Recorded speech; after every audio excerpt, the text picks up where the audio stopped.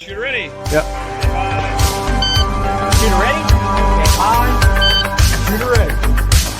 Stand by. Shooter, are you ready? Stand by. Shooter ready. Stand by. Ready? Stand by.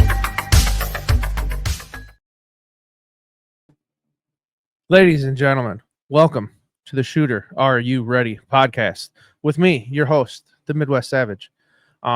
I'm going to go ahead and bring in my special co-host here, the man amongst men, the I wish I could have thought of something cooler to say, the prince of the Pete. No, I don't know. I got nothing. It's Paul. I got Paul in here, ladies and gentlemen, and he's awesome. That's what I got. I'm this back. morning. Another day, another victory for the OG. There you go. I was really hoping you were going to say Prince of Pizza because I almost went with pizza, but I'm like, Paul deserves better than that. No, is there anything better than pizza? Well, you know, maybe the conversation we're about to have. That's a conversation for some other time. Maybe today, maybe not. But ladies and gentlemen, I'm very excited about the next guest we have on. I asked him, he agreed. He said, yes, I'll do this. I was dumbfounded. I was amazed, and I was grateful. I'm going to say a name here, and I don't want you people to get confused thinking this is the insurance salesman out of New York, because it's not. Great guy. Fantastic shooter. We're just going to get to it. Ladies and gentlemen, Adam Litke's in the room today. Adam, how you doing? Good, buddy. How are you? Oh, he called me buddy. I'm doing fantastic. Well, we got Pizza Paul, so I got some. I pressed his highness over there. We'll just start calling him we'll just call him Precious Paul. Precious Paul. Oh God, Precious Paul Patone. That just reminds me of that movie with the very large black woman for back in the day. Oh, okay. Well, Adam, welcome to the Shooter Are You Ready podcast. I appreciate you agreeing to do this because, yeah, everybody always agrees to do it, and it just amazes me when people say yes, and it's been great so far. And I'm very excited to have you on here. This is amazing. Man, it's fun. I can't wait to talk to you guys about everything, and it's hard to have a bad time on a Saturday morning talking about guns and optics and everything else. Yeah, right. I could talk about guns about anywhere unless it's with my kids because they don't care, and I try, but they really don't. And I gave up on it, honestly. I'm like, well, you know what? It's just going to save me money if I don't push them into this hobby. So just leave it alone is the best, reply I gave to myself. Paul, what is going on over there? Well, I did no prep, so I apologize. Are you working? I'm trying to get some last minute notes down here. So say those keys I know the are questions loud, that I want bro. to ask. I'm sorry. I thought I muted myself. No, he's not the selling keys. Insurance, man. He's got to make some money. Yeah. Listen, if you don't have insurance, you're a big dummy. Well, that's a given. You got to be fully insured, ladies and gentlemen. Dropping facts. Yeah, Precious Paul dropping facts. See, now Paul, change your name to Precious Paul. We got Adam Litke here, and if you don't know Adam, he is a fantastic competition shooter. A man who loves the podium. A man who is sponsored by many a great company: Hollow Sun, Primary Arms, IWI, Taylor Freelance, Pro Ears, Dissonant Arms, Cleans Oil, Victor's, A&R, and I'm probably leaving some out, but I feel like that's a lot.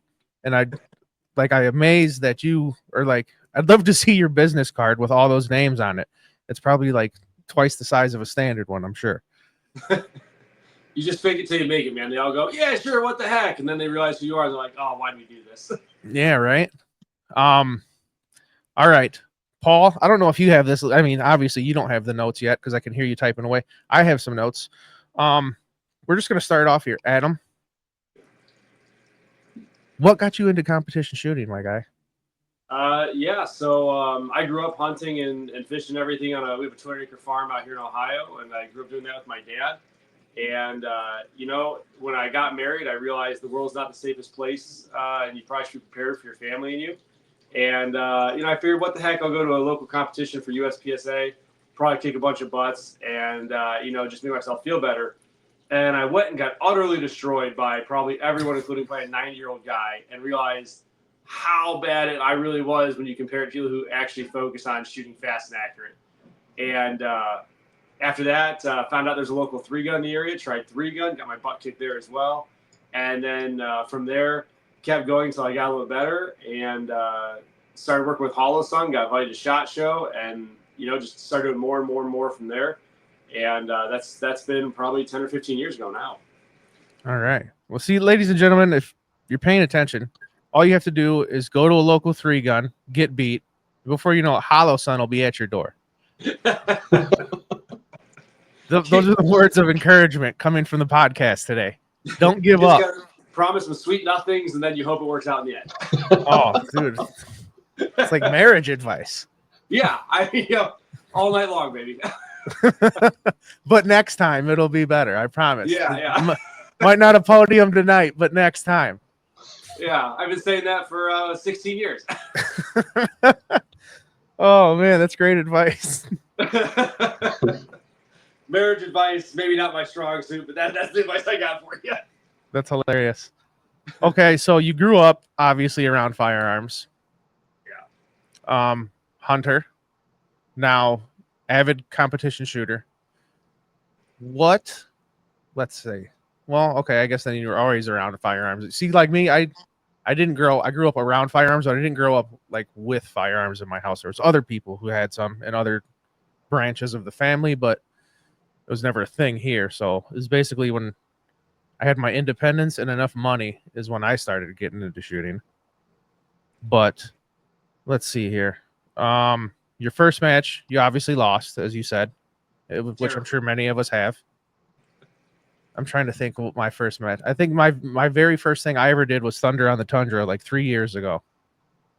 And it was cool until I realized, wow, I need a lot of practice and I don't know what the hell I'm doing. So that was always fun. That's all, man. And that's how you get into it though, right? I mean, anything you do, you got to do something first one time, and yeah, you're probably going to suck at it. Like it's, like everything else in life, your first time is going to be terrible. So see, and it's just getting over that hump. A lot of people need to realize, because I mean, let's all be honest. I'm sure when you went to your first competition, you're like, I've been shooting most of my life. I'm going to be awesome at this. And then you go in there and you get humbled real quick. Somebody just iron cheeked you. They humbled you. And it's kind of how it was for me. I was like, oh, this is going to be awesome. I go to the range all the time. I can do competition. And then it was like, whoa, okay, this is totally different. Yeah. But and it's one thing that no matter what you're going there for, you're always going to leave better than what you came in. I mean, that's the one thing with competition. You don't leave with practice and talking to people who are better than you and go, oh, I learned nothing. It's like the crucible thing, iron sharpens iron. You be around you're around those dudes enough, you pick stuff up, you get faster. And I mean, I just had someone share a video a while back from like one of the first competitions I ever shot. And I just looked like, it was just a wreck, just walking around, not knowing where stuff was. And you think, all right, that was only 15 years ago. Well, that's a long time. It's not really a long time. And you're like, wow, like that's in a very short amount of time. That's how much different things are. And that's just from going and trying and, being humble enough to be like, hey, if I get beat, I get beat. But as long as I learn and do better, that's what's important. See, words of encouragement. I love it. Positivity, positive push coming from Adam Litke, everybody. Push and believe is what we're going for today. I love it. Not to age you too much here, Adam, but one of the questions that I have is specifically about competition shooting in like the early 2010 eras. Mm-hmm. How different was that competition, either style or competitor, back then than it is today, or is it really the same? So it's definitely different. So I think, pre-COVID, even let's just say pre-COVID, when you start looking at that time, I felt like there was a major match every weekend. Like you could look somewhere in the U.S. reasonable close to you, and you'd find a major match. And now there's a lot less of them, but I think they're a lot better. So they've kind of condensed, which we all expected was going to happen anyways. But I think also like for 3-gun, they're pushing the ticket on how far you're shooting. So when I started 3-gun matches, like 300 yards was a pretty good shot. And that was just like, even major matches, that was pretty consistent in this area. And now you see matches where like, furthest shot is 750 to 850 yards. And it may only be one or two of them, but there's going to be a lot of like 0 to 800 in 3-gun. And those are the targets that make or break the match. Because you spend 15, 20 rounds on it and don't hit it, it's a pretty hefty penalty. Or you spend 20 rounds on it with that much time, it's gonna bang you up a lot. And even pistol shots, and you'll see pistol shots at 40 and 50 yards. It's not tiny targets, but it's the stuff where it'll make or break a match if you throw 5 or 10 rounds at it and you're still not able to hit it. But I think the one really good thing, at least from my perspective, is the people get better and better every year. There's people that I shoot with that, you're ready to walk up and you're competing against them. You're ready to walk up and you're forgetting something, and they're like, "Hey, you forgot that over there. Make sure you go get that." Or, "Hey, your gun's not staged the right way you normally stage it. You might want to go look at that." These are dudes that you're trying to podium against, and they're just as willing to help you as if it was a local match, you're just having fun in your backyard. And I think that's, from my takeaway, that's how the sport's going to grow. It's how you're going to get more kids into it. It's how you're going to get everybody into it. Is people who are willing to talk and help. And we loan guns and gear out all the time. We had I think it was the second AK Masters we had, is when a guy's gun, our squad went down. He was packing up, and we're like, "Where are you going?" He's like, "I'm leaving, dude." He's like, "My gun just broke." And there's like 4 of us IWI shooters. We're like, "Pick a gun. You can shoot any of these." And he's like, "Those are yours." We're like, "Pick one. Which caliber are you shooting? Pick anything you want. We'll even give you ammo if you want." And he did. He borrowed 2 of our guns, mine and somebody else's, finished out the match, and was just ecstatic that he was able to, finish the match that he thought he was going home for, like, midway through. But nice. I think that's the people, the size of the matches, they've shrunk how many there are. The distance has increased. And I think the round count has increased too, it feels like. And I think that's to account for everything costs more. So if you're going to fly somewhere, it's going to cost more than what it used to. Ammo costs more. Travel, everything just costs more. So I think they've increased the round count a little bit, so you get more out of it. There's nothing more frustrating than spending, $2,000 in a match, and you shoot, 150 rounds, and you're like, okay, that was fun for the 40 seconds of video that I have to post, and I did well, but I just spent $2,000 to travel halfway across the country to shoot 150 rounds. So that's been kind of cool, I think, seeing the round count increase. Nice. See, and the way you talked about how somebody's gun went down, and there was people there, especially sponsored shooters. Not talking bad about sponsored shooters, but there's always like an intimidation factor, at least with me. Like last year, KCON. Oh man, it was like you and Sully, and it was basically you and Sully. I was like, look at these 2 top dudes on the squad. I was like, what am I doing here? But very cool dudes. A lot of high fives going around. And just, I don't know, don't be intimidated. And like you said earlier, you can always learn something. You can always learn something from somebody, especially somebody way better than you. And I try to do that. I think I was asking you and Sully a bunch of questions, trying to just walk away a little bit better. But I might know it. I probably don't practice it. I probably didn't take any advice that I was given, but I should be a better shooter just for the fact that I was around better people. And it's just like, it was at KCON. Our buddy Brandon's gun went down, and like you said, there was people there like, "Hey, I got this. You want to shoot that?" I think he went through 2 or 3 different rifles before it was all over with, because I think he borrowed one from Kyle, and then he broke that one after he broke his own. And then I think somebody else gave him one to use after that. And it's it's very cool. Like you said, especially like when me and Brandon drove to Clash Bash, I was like 18, 19 hours away. And I was like, "What'd you bring for a backup?" He's like, "I didn't." And I'm like, "You drove this far away and you have no backup rifle?" I was like, "What are you thinking, dude?" But I'm sure, like you said, somebody found out you just drove 20 hours to a competition and your rifle shits the bed. Hopefully somebody would be like, "Here, man, use this one. I'm going to make sure you get through this." And that's very cool. And yeah, damn, that's just awesome that you guys were just like, "Oh, here, pick a IWI style rifle. What do you want to use?" That's awesome. And I think from my perspective, like I always tell my kids, like I don't take my kids around people I wouldn't want them to role model after. And I'm not saying every aspect of every person is the perfect aspect. Because my wife and I are Christian, we try not to swear, but I'm not always the best at that. But the people that we are with, like Hector from IWI, Jeremy from IWI, Kyle, and yourself, and everybody, and Sully especially, they're the best dudes around. And if my kids pick up habits from them, I'm not going to be like, "Oh, that's a terrible habit to have," because these are hardworking dudes. These are good dudes. You have Jeff. These are guys that if my kids role model themselves after it, I'm going to be like, "You're a better person." you're going to be a good, solid, hardworking, good person in this world. And that's what I look for when we join teams, or if someone picks me up as a sponsor shooter. Is if I'm around you, I want my kids here. Like, I want my kids to role model however you act in life. And I think that's where, if you find the right shooters and you're in the right squads, like, those are the guys you look for, and you come away from the match, you're like, all right, that was cool. Like, that was a good experience. That just made me feel good because you introduced me to your kid last summer, so I feel like I'm a half decent person now. Great. I'm gonna walk around with that one all day. I was almost thinking the opposite, because I met your family at Thunder, and I was like, ooh, probably not coming back next year then. Yeah. I'm using that one all day. As soon as like I get yelled at by the wife for not doing cleaning something or taking care of something in the house, I'll be like, yeah, well, Adam Litke introduced me to his kid, so I can't be that bad. She'll be like, what? What are you talking about? I'll be like, you wish you knew. You ever introduce me to your kids? Yeah. One of the things that we always tend to bring up is how different kind of AK focused matches are compared to some of the other matches that are out there. We primarily shoot, Jamie and myself primarily shoot AK specific matches, your K-Cons, your K-Bashes, your Thunder the Tundras that are out there.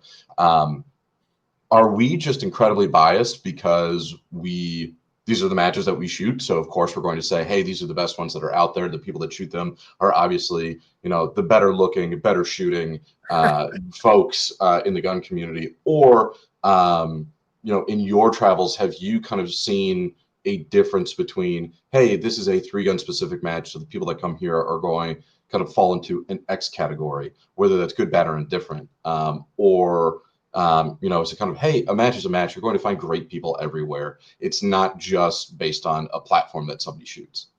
Yeah, so I think so if you go to USPSA, which is a mostly pistol competition, they have PCC and they do have 3-gun as well, but it's mostly pistol when you think USPSA. That the usual joke is it's a bunch of fuds, and that is that they're super hardcore on the rules. There's very little interpretation, and sometimes it can make it a little tough some days. There's good people there, don't get me wrong, but there's some frustrations. You go to 3-gun, and they look at 3-gunners like they're a bunch of hillbillies with no teeth, and they just kind of wave guns around and do whatever they want. But we have a whole lot more fun in 3-gun. So we're always laughing and joking and having a good time, but we're safe. And then you go to AK matches, and it's the same good people you'll find at the 3-gun matches, but it is just a whole different vibe. You'll have dudes dressed up in LARPing gear at a match. You'll have dudes who, they're like, I'm dressed up in the era of this AK that I bought from so-and-so, and it's this, and I've replaced this part. And these dudes like live and breathe AKs. And my first AK match was, it would have been Kalash Bash. And I had no idea what I was walking into. I got the spot after somebody from IWI couldn't shoot it. And I said, yeah, sure, I'll go. I've got a Galil. Had the best time of my life. I mean, like the best match. I mean, the most fun I've ever had. And I remember talking to Jeremy, and I was like, there's dudes here. It's 105 degrees out in Texas, and they're in like full Mad Max leather, like going around with like full hoods on and like gear. And he's like, that's normal. And I'm like, oh, okay, like this is that's our people. So it's big. But I tell you what, I've never had more fun. Thunder and the Tundra is a blast. The stages that are all set up for different things like Mario this year and Fallout and all those things. Fantastic. The dudes are the best on earth. My kids shoot these matches because they can hold. They have a so they actually use this one, but it's a 9mm PCC AK. It's the AKB from PSA. They use that, and they have a blast. I mean, we're going to Winter Motherland here in, I think, 2 weeks or 3 weeks in South Carolina. We're driving the 10 hours down there to shoot that match and then head back. And nice. My kids love it. The wife shoots it. And those AK matches, you can't. It's hard to have more fun than an AK match. It really is. It's just whole different vibe, whole different attitude. People are trying to win, like they want to do well, but you'll get lectured on why this version of an AK made in XYZ year is better than this one made 1 year after. And it's just you just sit there and listen. And it's a whole different vibe. So it's a ton of fun. I have a blast. Yeah, it's funny you bring that up because you look at the AK crowd, okay, and I think that's why I belong, because I'm a weirdo, right?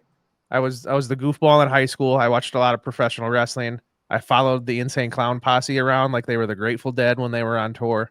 I'm just different, you know. I'm built different.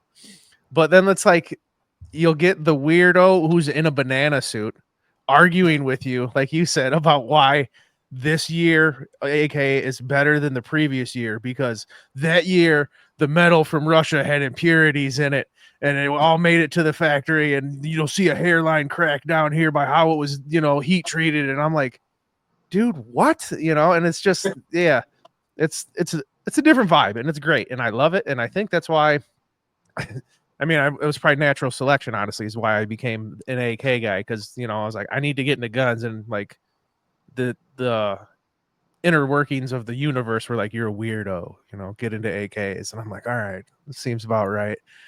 Well, and I it's feel like an AR is an AR, and I don't say that like with any malice. Like an AR is an AR. I mean, I love my IWI Zion, but AR is an AR. I feel like the AKs, people do so much with them to make them so different. I mean, they'll drill them, they'll do different milling to them. It's crazy how things they do, and a lot of times it's just to make it more like an AR, ironically. But yeah, it's just but cool we to don't say watch that. Right, yeah. But, you know, it's I'm trying to think of what match it was. Actually, it was Thunder on the Tundra, I think, the first year I ever went. There was the dude that had, like a shovel handle, like, on his, like, he'd worked it into his gun, so his gun, literally, his stock was like a shovel handle. Yeah. And I'm sitting there like, this dude's going to kill himself. And the gun, it ran fine, and it was not the fastest gun on earth, but you're sitting there going, that dude took a shovel handle off something at Lowe's, and he's running a shovel handle as his stock. Yeah. But the dude's doing it, so kudos to him. You know, he did it and he had fun.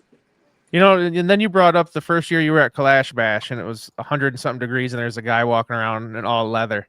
Now, and me and Paul went to Mitten State last year and it was, I don't know, Paul, what was it, high 80s, maybe a low 90 at the most?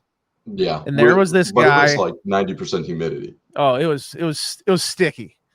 And speaking of sticky, there was a guy walking around there, full gimp suit. I mean, zipper mouth, everything, and like these pink chains on him, and he was committed all day in that gimp suit. And I'm just like, that dude had to have lost 10 to 15 pounds today. And probably, you know, the thing was probably full of water up to his knees by the time he took the thing off. It was just, it's a different vibe of people. I don't think you'll really see that at like a, you know, an AR match. Like, No. oh yeah, that's just Jeff. That's his suit he wears at competition. Don't mind him. Well, He did win the LARP category though, so I think he walked away with some prizes. Yeah. So you know it was well. It wasn't all for nothing. You know, you go from that to so we were at Kalash Bash this year and running the IWI booth and doing full auto belt fest and all that stuff. And I turn around and I see what looks like someone dressed as Lilu from Fifth Element. Yeah. And I try to turn around, and this person has a rather large stomach. So, you know, but you never know what you're going to see. But it's in like the full like G-string looking orange thing. And it's got the orange hair. And you're like, well, whatever, you know, running the booth. This person comes by, and it's a dude. And, oh, yeah. I got pictures with him. So hard because I'm in a video with him where he's shooting it, and everything's just bobbling around as he's shooting some full autos. And and you're just sitting there going, this dude woke up in the morning and chose violence. Like, he's going to dress up like this and walk around and shoot a match for 3 days and doing a bunch of videos. And, you know, but you just laugh. It's something you'll talk about a year, 2 years, 10 years from now. Remember that dude who dressed up as Fifth Element? And it was just. Yeah. I had to get pictures with that guy when I seen it because he was committed so badly that he even had the multi-pass. And then he was just walking around, Lilu Dallas multi-pass. And I was like, damn it, dude, you nailed it. You son of a bitch. Yeah, so okay. AK's full of weirdos. We accomplished that. I think we accomplished that in almost every podcast, just in case people listening haven't figured it out yet. You belong here, is what we're saying. Welcome. Adam, as a man if people are listening, you should be watching this on YouTube, because if you can't see the plethora of firearms in front of our guest today, you're missing out, because Adam has some very cool stuff. Now, Adam, as a man of, I can't even count how many you have on there, at least 3, 5. There's enough, but there's always room for one more. What is your favorite platform to shoot? Like, if you were like, it's a competition, bring whatever you want, And this is like the last competition you're gonna do for a while because you have to have like big toe surgery or something weird. What's the one gun you're bringing? And it's like, all right, this is my favorite. You know, my favorite is the Galil. This is my Miami Tiger Stripe one, and my kids will tell you I never dress up like for anything. I'll walk around at Halloween just a pair of pants, whatever, shorts. I have a full matching outfit for this, and I have shot a match in a full matching outfit to this with headband and everything. Oh, I've seen it. So the Galil is my favorite. You know, I've got a 7.6. That's a 5.56. I've got a 7.62.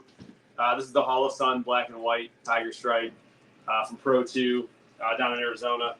But the Galil's hands down my favorite. I started with the Tavor line, which is still by far my favorite. My camera's freaking out a little bit. Sorry, guys. You're good. I have to turn that off. But by far one of my favorites is that. So, well, I'm gonna stand up and turn that off. Now it's gonna annoy me. The tracking system decided to fail right now. We were just bragging about Adam's fancy tracking camera system. It was. I've used it so many times. It's been fantastic. And today it decided just to like freak out. But yeah, so the Galil, the Tavor, man, I love my IWI Zion, but the Galil is my. If you're like, hey, you got to pick one gun right now, go do something with it. I'm 100% gonna take the Galil every time. I 100% agree with you.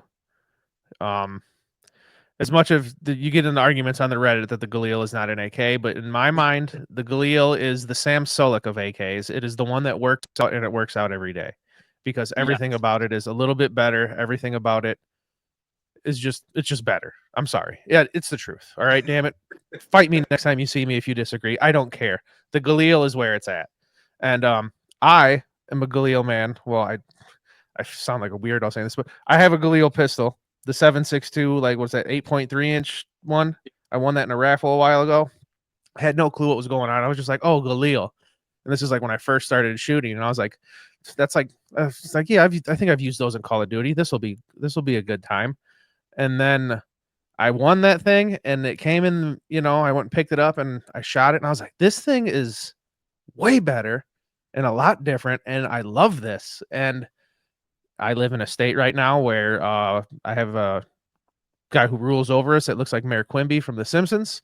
And right now I can't buy anything. And I think like either I move or something good happens here. I really want a Galil, a full-size Galil.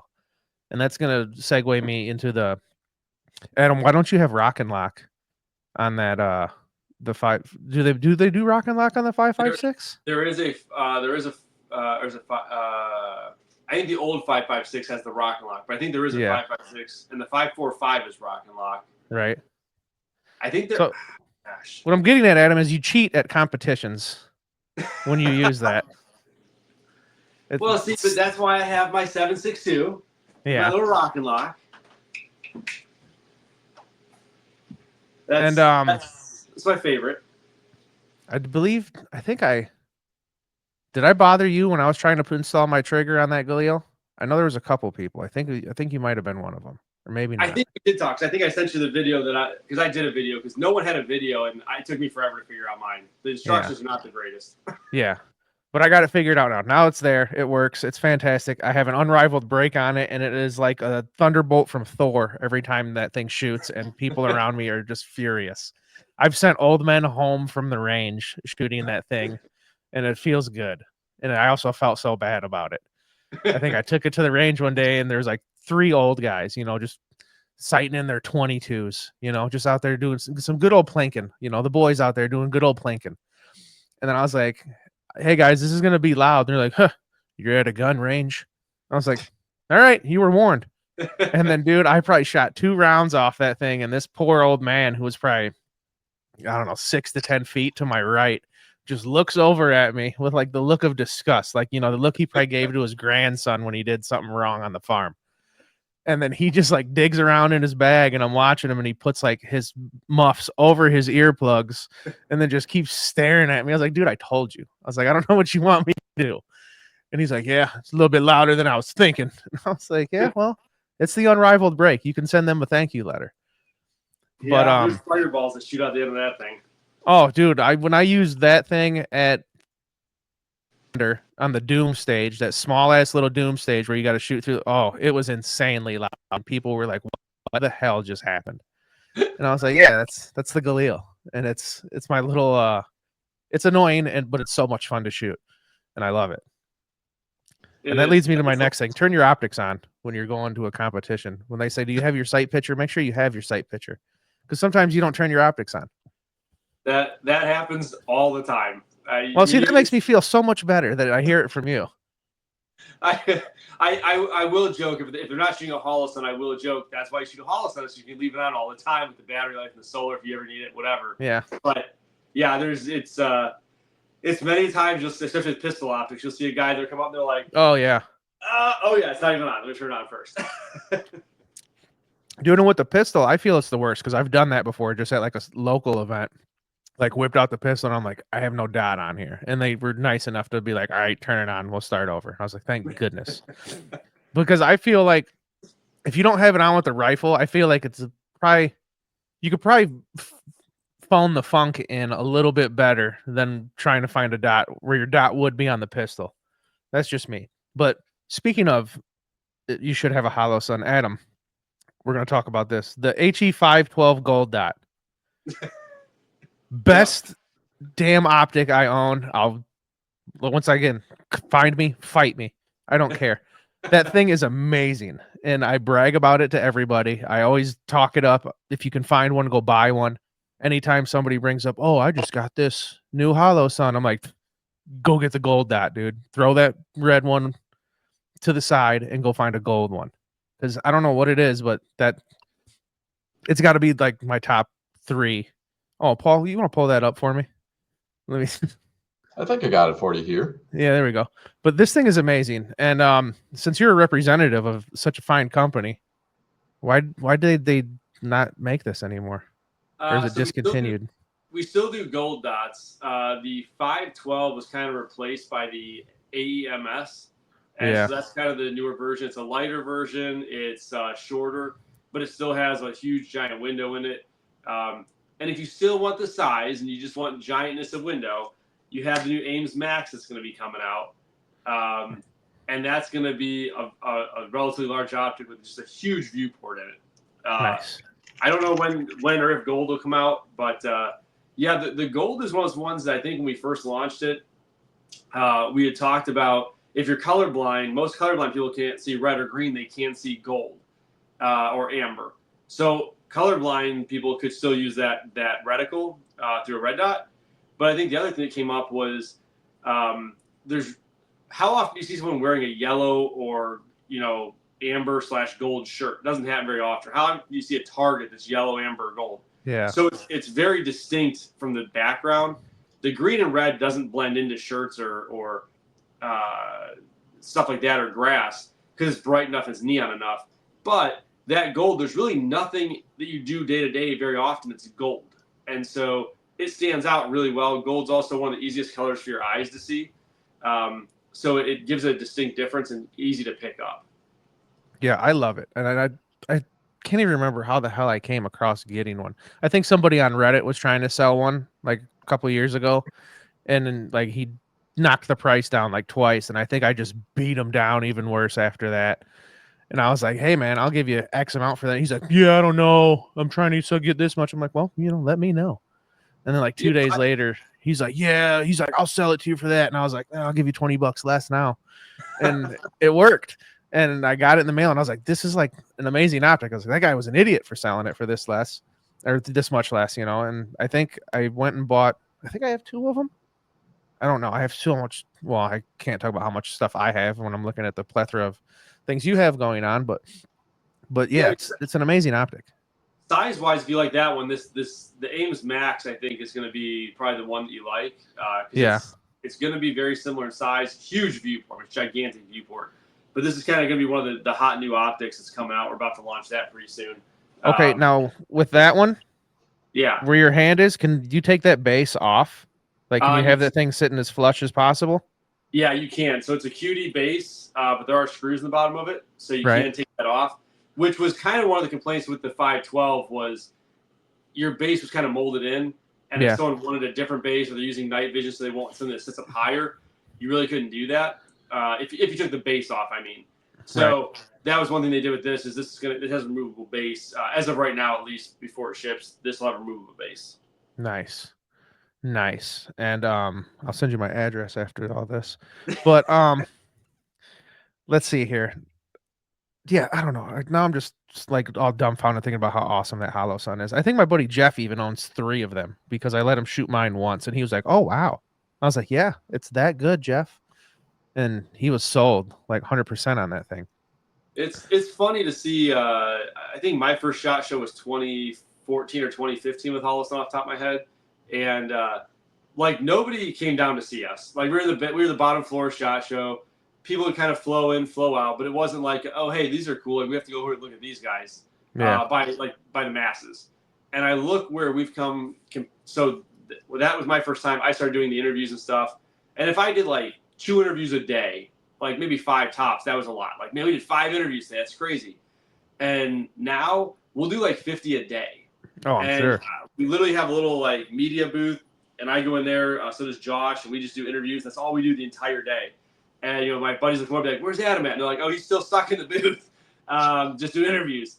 And that's just what we do the entire day. And, I mean, I love it. I have a blast. But it's interesting to see Hollow Sun in a very short, like, 10-year period going from, yeah, whatever, like, we kind of see them. We see them on Primary Arms, see them on Amazon maybe, to, like, we're, like, the first booth people stop at to make sure the interviews are up on Instagram first or on YouTube first or wherever they're posting on. And it's crazy to see how far we've come. You know, we're doing flashlights now, and we already have lasers. Our main start was a laser company, but optics, pistol optics, rifle, we have thermal and night vision now. It's just crazy to see Hollow Sun just across the spectrum where it's changed that company specifically. Yeah, I mean, I haven't been in the game per se as long as you have, but from like the time I started, Hollow Sun was it's okay, it works, it's cheap, and it's the Chinesium, and I'm like, whatever. And then like now everybody's like, dude, you got to get that new Hollow Sun, you know? And it's like everybody's like, I need an optic, I have this much, everybody's get the Hollow Suns, and I have quite a few Hollow Suns, and I never had an issue with any of them, honestly. And I'm not just saying that to, you know, boast your numbers as a Hollow Sun representative, but honestly, they're fantastic.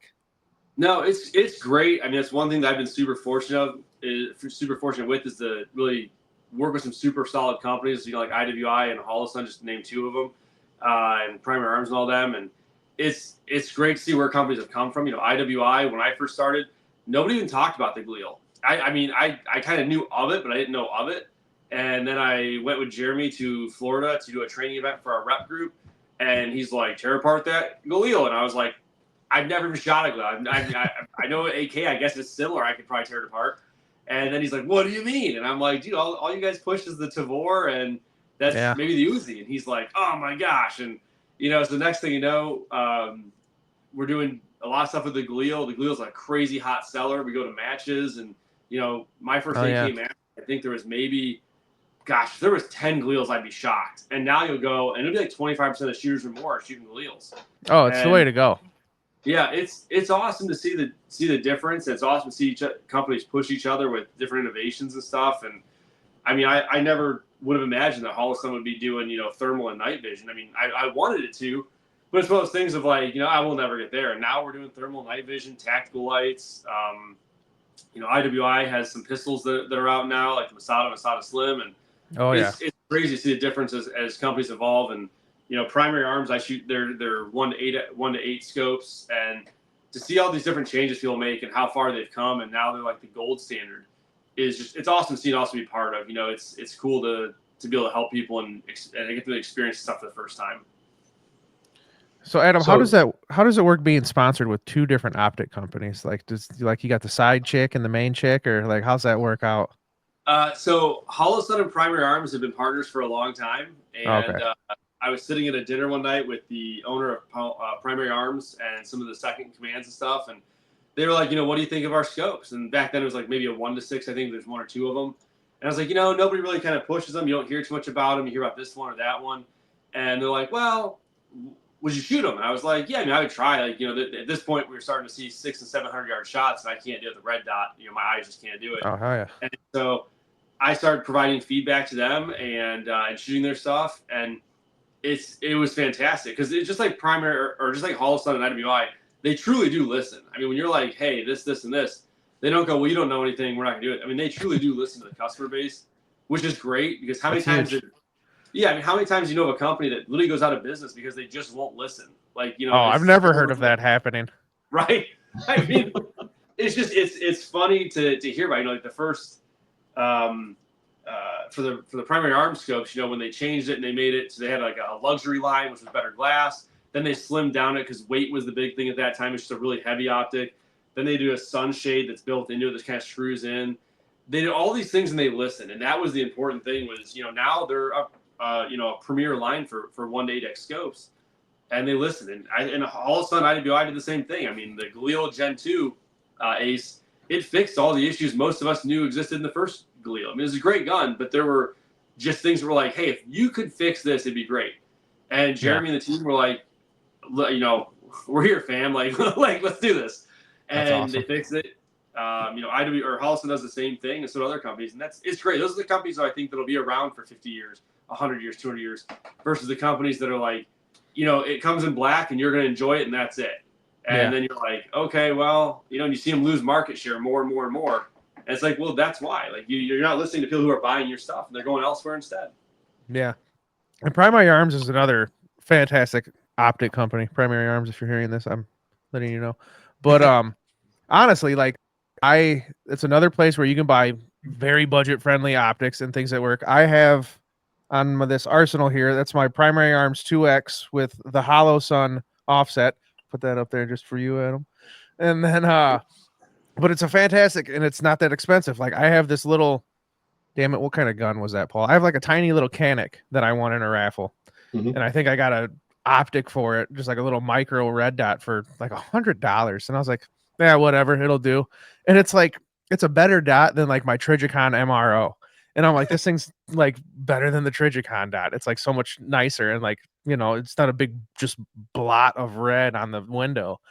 And so it amazes me like how far some companies have come. I mean, granted, like I said, I haven't been in this game forever, but just like the price point of certain things, and then you get it and you're like, this is actually fantastic deal that I'm getting here for the price. Where, and I mean, it just seems like, you know, I mean, that's like with anything. Like back in the 80s, you know, a cell phone used to cost you a couple $1,000s and it was in a gigantic backpack that you had to carry around in your car.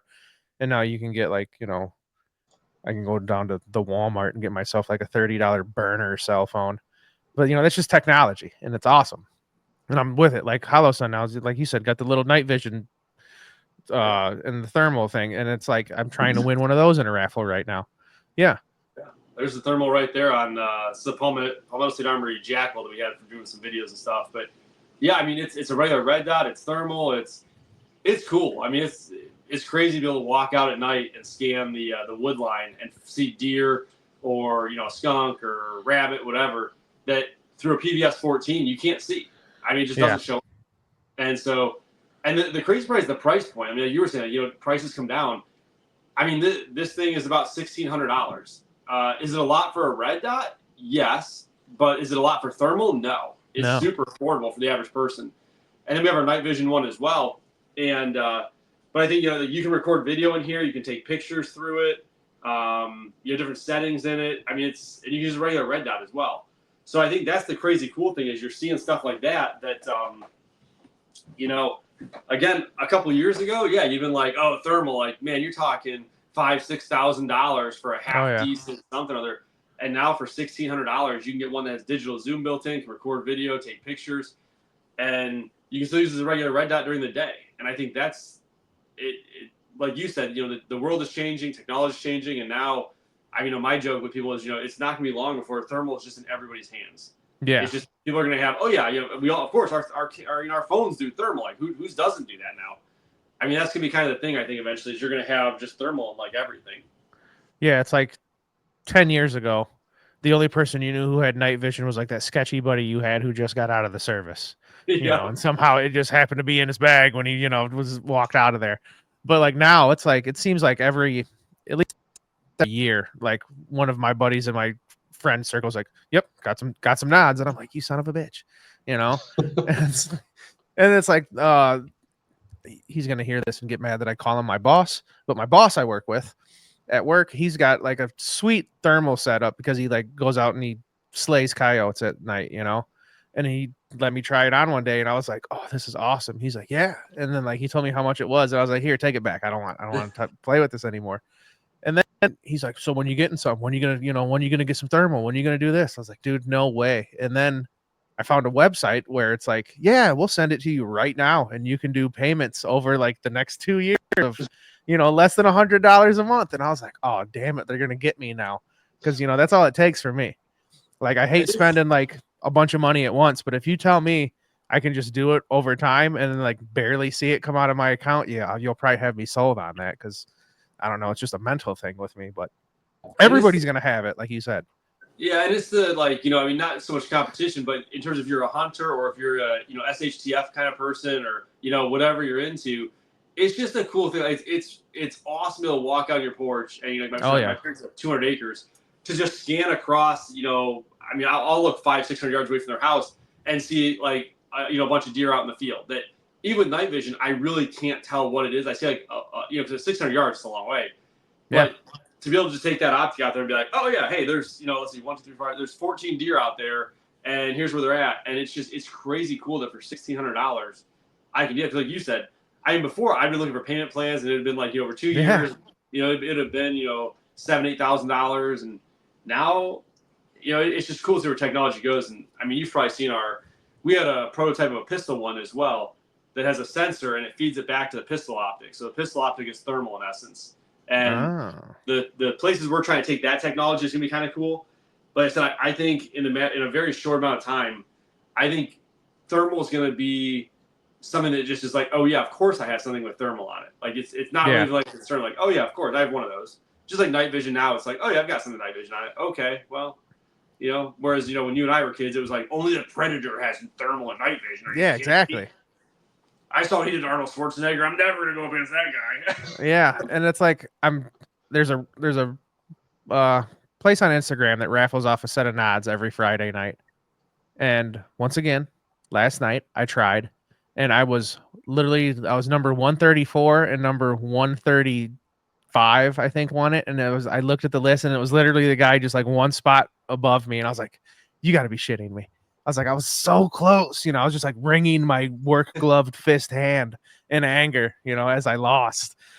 And I don't know, one day I'm going to get there, but I'm not paying full price. But eventually, if enough Fridays build up, I'm sure that I would have paid full price if I would have just bought a pair and still haven't won at $60 a pop every Friday night. But, it's going to pay off. If Papa Trump makes your overtime exempt. Oh, boom, dude, you talked about this last night. If that's the case, you guys won't even see me. You'll be at every competition. Like, I thought Jamie was coming. Somebody would be like, yeah, but they offered him overtime. I mean, that's all. I am. We haven't seen that guy in 7 years. Yeah, exactly. I'm a glutton for overtime, dude. Give it here. But yeah, it's just amazing how things have changed, and like the technology's insane. It's just insane. It's like, I mean, I don't know. I'm an old man. So I think back of when, like I said, when I was in high school, like my younger years of high school, I still had a pager. Like, I had it going on. I was like, page me if you need me. I'll find the nearest payphone. And it's like now it's like everybody's got a cell phone. Like 8-year-old kids are walking around with cell phones. And it's like, what do you got a cell phone? Who are you calling? There's probably 2 people that call you, mom and dad. And then like kids, like nobody remembers phone numbers. You know how many phone numbers I had memorized when I was younger? It's like, it's just, I don't know. Everything's weird. It's happening so fast. And it's just weird when I sit and think about how it was, years ago when I was young. And then I look at the stuff my kids have, and I'm like, you guys have no idea, like, how good you have it. And you just cry about the simplest things that, were just mere wishes when I was your age. My kids are super good kids, but it's funny because they know it'll get me going. They'll be like, "Okay, boomer." Whenever I'm like, back in my day, like we had to get up and change the channel by hand. Like, "Okay, boomer." Yeah. Back in my day, I had a TV that if it fell on you, you were probably going to the hospital. And now, like, your TV's like, paper thin, and you can probably just be like, "Ugh, get that off of me." Where it's Oh, like yeah. you had to call over your biggest friend. Hey, dude, I got to move the console TV out of the living room. You want to come give me a hand and bring a buddy? You know? Yeah, 15 years ago, if somebody asked you to move a flat screen, you'd say, "Let me grab my truck." And now it's like, "Okay, I'll pick it up in the Civic." Yeah. Yeah, exactly. It's hilarious. One, We one did, thing that I've really been impressed with is red dots on handguns, yeah. because Yeah. like USPSA, even 5 years ago, pre-COVID, it was like, hey, we're going to think about doing this carry optics division. And like, we're kind of trying to get, optics out of open, because we see kind of like more people are coming, with red dots to matches. And now it's like, if you don't have a dot on your pistol, you're nowhere competitive. I'm sure that you could shoot really, really well, but like production used to be, I think, the biggest class in USPSA, and now it's like maybe 2 or 3 people at a match might be shooting production. Yeah, I think kind of like you said. So I know like we see it all the time, and I was really a big proponent of making like a production version of like carry optics and 3-gun as well. Like having a red dot on your pistol for like the considered production class of 3-gun. But it's when you're a new shooter, which obviously the goal is to bring new shooters in. Most guns you buy now either come with an optic. If you buy them online, there's always a combo deal where it already comes pre-mounted or whatever, or they come pre-drilled. And so why would I use a gun with iron sights when I can use one with an optic? And it's easier. I mean, it's just easier with how your eyes work and everything else. Look at one thing versus like 3 or 4. And I think the real big thing has been durability. And so like this is our 507 competition optic. For those that don't know, like when the slide is cycling, so when it's going like this, that is a huge amount of G-force on the optic, and that tends to be what breaks them. Either tears off the screws or breaks the optic. And that's been, I think, for every company that has something like that, that's been the biggest advancement, is that these optics are withstanding that and doing it for a very long time. Where it's like, oh yeah, you can use that optic for 5 years, 6 years, and maybe you'll get a new one at that point, something better on the market, but I know when optics first came out for pistols, people didn't usually use them because they'd be like, I've broken 3 of them, over 2 years. Like I can't trust it not to break in the middle of the match. And so, and even for concealed carry guns, how many people are like, I can't use an optic because what if it dies? And then it was like, well, I guess I could use suppressor height night sights just in case the optic dies. And now you see guys just tearing the optic or the iron sights totally off the gun, just running the optic, and that's all they've got, because they know 9 times out of 10 that optic's gonna be perfectly fine. And so, and then you also have stuff like our SCS, the solar charging sight that goes with it's made for the gun that it goes on, and your regular iron sights co-witness right through it, or at least work through it. I'm not saying co-witness; everything's different.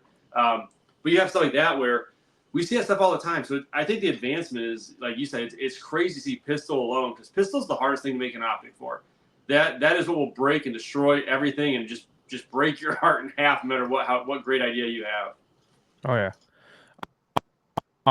I keep talking about my wins, but I'm good at rifles. Okay. That's like the only thing I'm good at when it comes to like firearm raffles. I'm good at those. I'm not so good at the state lottery. I try. And well, funny story about the state lottery is they bamboozle me, and they dangle a carrot in front of me like crazy, because like just like last night, it happened twice this week. Last night I came home from work and I looked at my phone. I got an email, and it was from the lottery. Congratulations, you won. And my kid was talking to me. I was like, hey, cross your fingers. And he's like, what? I was like, cross your fingers, dude. We won. And then like you open the email and it hypes you up. It's like, you won, da da da da. And it's like, if it's over this much money, you have to go to the local office. And I'm like, oh man, here we go. And then you click on the link and it's like, here's your $2. And I'm like, you bet. But anyways, back to, I just won a Trigicon RMR HD, right? And I was like, cool, I'm going to put this on my competition pistol, because this is, a fancy Trigicon optic, which I already had a Trigicon optic on there, but I had an SRO, which is a fantastic window, and it's a great optic, but it's just very big, and it makes me nervous that I'm going to break it. Okay. And so I went to take that off, and like you said, boom, one of the screws was busted right at the head, and I didn't even realize it until I went to take it off. And I'm like, great, now I have half a screw stuck into my slide in this pistol. So like, what the hell am I going to do now? And so I started panicking and I called up old Mark Krebs because I bother him on the weekends. And I was like, Mark, I got a problem. He's like, oh yeah, bring it by. I'd love to mess up your $400 slide for you if I fuck it up. And I was like, oh, I appreciate you, Mark. But I ended up doing it myself, which amazed me because like when they milled the slide, you know, the holes go all the way through the slide. So I was able just to take the smallest drill bit I had in my garage and just easily put it in there, and then eventually just caught it and, you know, just kept it going all the way out. And I was very relieved. But now that's like always in my head that's going to break on me. Like especially like I'm going to the winter K-Con where, you know, it may be 14 degrees, maybe negative 14 degrees. And I'm like, is this when it's going to happen? Like mid competition, I'm just going to pull a round off on that pistol and then the optic's going to fall to the side. Then I'm just going to cry. Like, you know, hopefully it's on the last day it happens. But I don't know. Now that worries me. I was even looking into like titanium screws and stuff. And it's like, I don't know. I think it's Agency Arms off the top of my head. Mike over there. I think his screws are still like the go-to standard. I want to say. Write that down. Just like crazy strong screws. I don't know what he does them, but I think he's still the one that has like the standard. But yeah, it's funny because I'm trying to think what match we were at. Dude was shooting his 2011. We were shooting iron sights because that's how the match was, and he just starts like missing stuff like left and right, like stuff he would just hammer, and he comes back and goes, "Can I borrow your gun?" And I'm like, "Why?" And his front sight was gone. He's just literally gone. And I'm like, where'd it go? And he goes, if I knew that, he's like, I wouldn't have had the problem I just had. And so his little front iron sight had just, for whatever reason, just worked its way off the gun and just went off the gun. And so I gave him my 2011. He ran with that. But it was just like, Russ, they're going, well, that's a new. I mean, it happens, but like you don't see it like a ton. But it was kind of funny. Yeah. It was just fun. That's pretty funny. You know, I think actually that's happened to me. Jamie, if we want Holostone to stick around for a long time, you're going to actually have to one day buy an optic from them. Holostone?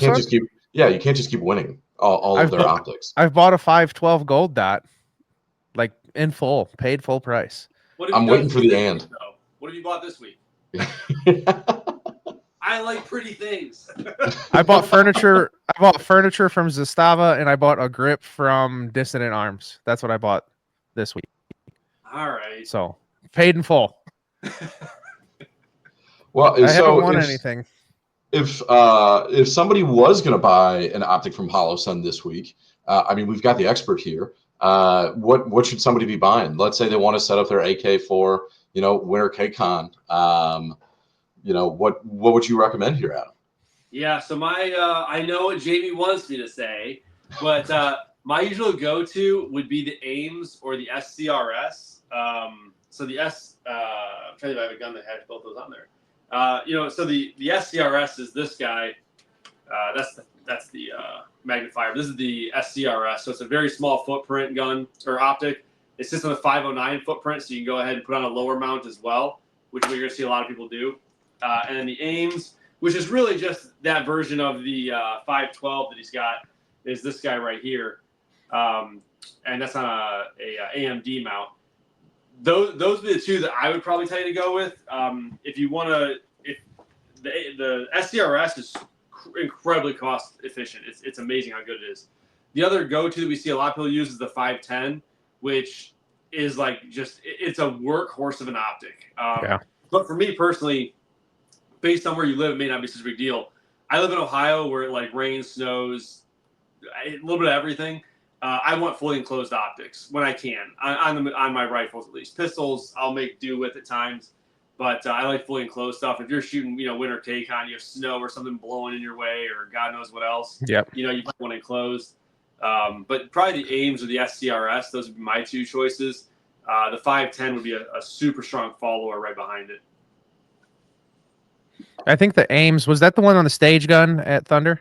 Yeah. That one where that was the first. I was walking around and I'm like, I'm switching your optic out. He's like, what? I'm like, I'm doing this. He just like looks oh, at that me was like, you? Thank you. Stop dropping mine on. I'm like, there you go. Yeah, because that was the first time. I've always seen them in raffles, but I haven't won one yet. And that was the first time I shot one, and I was actually quite pleased with it. And I was like, oh, this is actually pretty nice. I was like, I like this. I think Tommy has one. I think Jeff won one of those at Thunder. I'm thinking. Yeah, I think you're right, actually. Yeah. Because he was freaking out not that long ago. Like, I still haven't got my optic. I still haven't got my optic. And then like 2 days later, got my optic in the mail. And I was like, there you go, dude. I run an Ames on my PCC and I love it.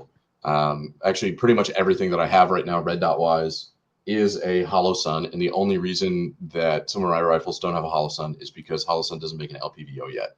So I'm a little committed to the brand. How can you not be? They just work. Like if I didn't, they just work.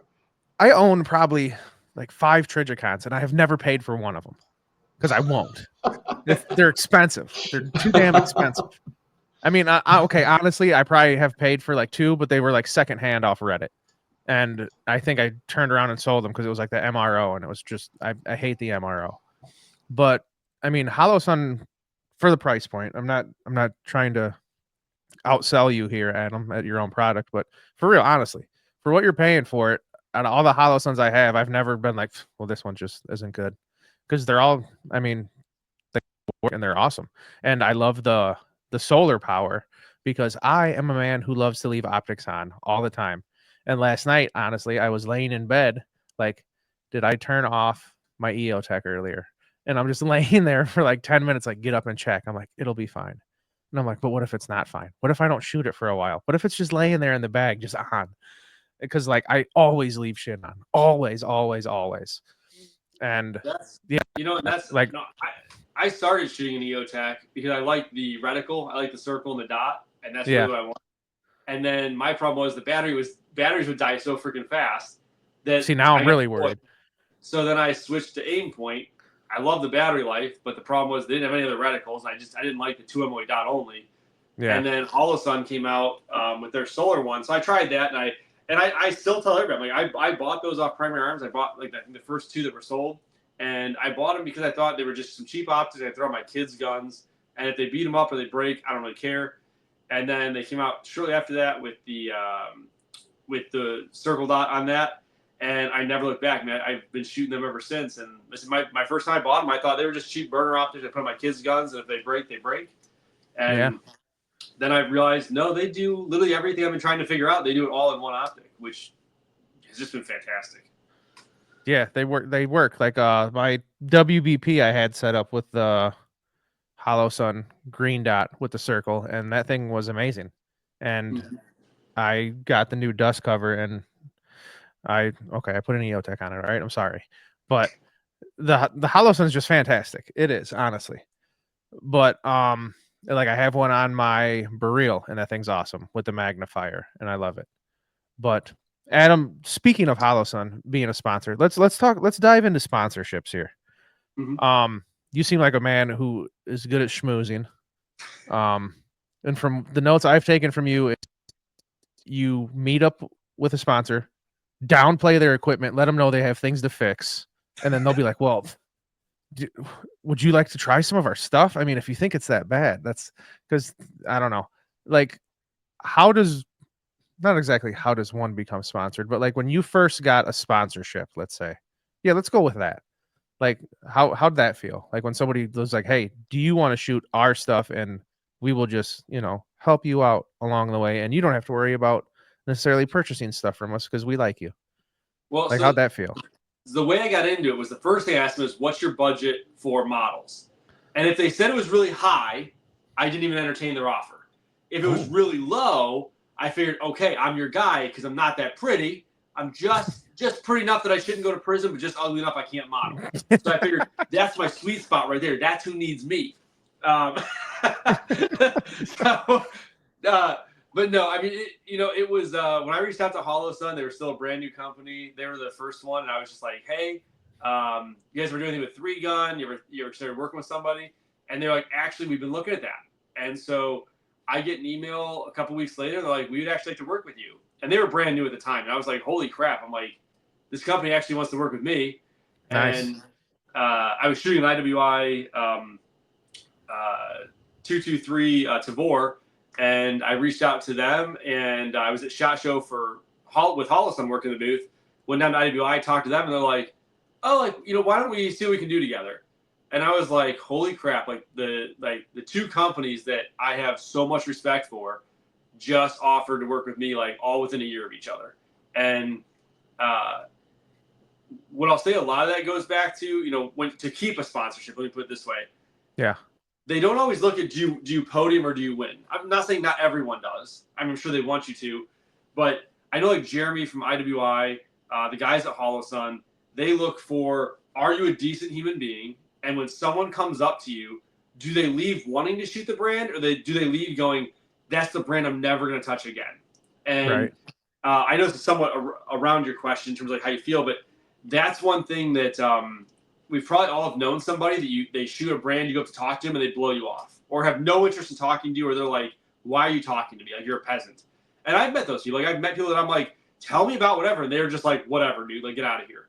And I walk away and I'm like, I have no. I mean, I'm not saying that brand is terrible, but I just have no interest now. Like, I tried to learn something. The guy blew me off. No. And working with Hollow Sun and IWI definitely opened some doors. Like, don't be wrong, but I do photography on the side for gun industry stuff, like different product photography, and I do stuff with Hector and Kenzie, and it's so easy to tell what companies you want to work with just by the shooters they have or some of the employees they have. It tells you, it will tell you everything. It tells you who they surround themselves with. And there are certain companies that have, like I said, they would work with me, and I'm like, I'm okay. Like, I'm packed with stuff right now. And so sponsorship wise, I think a lot of companies, I'm not saying all of them, but they tend to look more and more towards what is that person, how is it going to represent the company? They may win every match, but are they a lousy human being? And if they're a lousy human being, you can be number one, but it doesn't mean people want to do anything with you or shoot what you have, because there is a difference. So it makes you feel great, but it definitely, from my perspective, the first thing I thought of when somebody sponsored me was, I've got to step up how I interact with people, how I post things, how I do everything. Because now I don't just represent myself. And if I screw up, it's not just me that takes flack. It's IWI, it's Hollow Sun, it's Cleanse Oil, it's Victor's, it's so-and-so. And so you really, it's a really good feeling. Like, believe me, it feels great to go to a match and know I'm working for IWI or Hollow Sun. But it's also like, you got to be on 10 out of 10 in terms of how you interact with people, how you help them. Even if you're having a bad day, because we've all had bad days. Like, we've all had where the match doesn't go how we want, the gun's not working. AK Masters, this year my trigger, my Galil deformed, and it broke on the sixth stage, and I was definitely in first place at that point. And after that, my gun was a single action gun. I had to rack it or push the trigger forward manually to reset it every single shot. And as frustrating as that is, Jeremy, who's sitting there from IWI, I know, if I were just to be in a shitty mood, he would be like, that's not the person I want to sponsor. Yes, your match just went bad. Yes, you drove 10 hours here, your family's here, and you had a bad day. But IWI is more than a bad day. Hollow Sun's more than a bad day. And so I think that's the one thing that I always take away is being a sponsor shooters. It feels really good, but also feels like you got to be on, not your best behavior, but you've got to realize that you represent more than just you now with everything you say and do. And that's an important thing to make sure that your brand does well and your company does well. All right. Well, let me write that down. Don't need a podium. Don't have to be handsome. Don't got a podium. Walk old ladies across the street. Got it. Yes, exactly. And then make sure you tell her this walk was sponsored by. Yeah, exactly. Ma'am, have you tried Hollow Sun? Yeah. My wife will wear my Hollow Sun hat once in a while. And when she does it, she posts a picture on Facebook. I'll go, brought to you by, and I'll tag Hollow Sun in it. There you go, dude.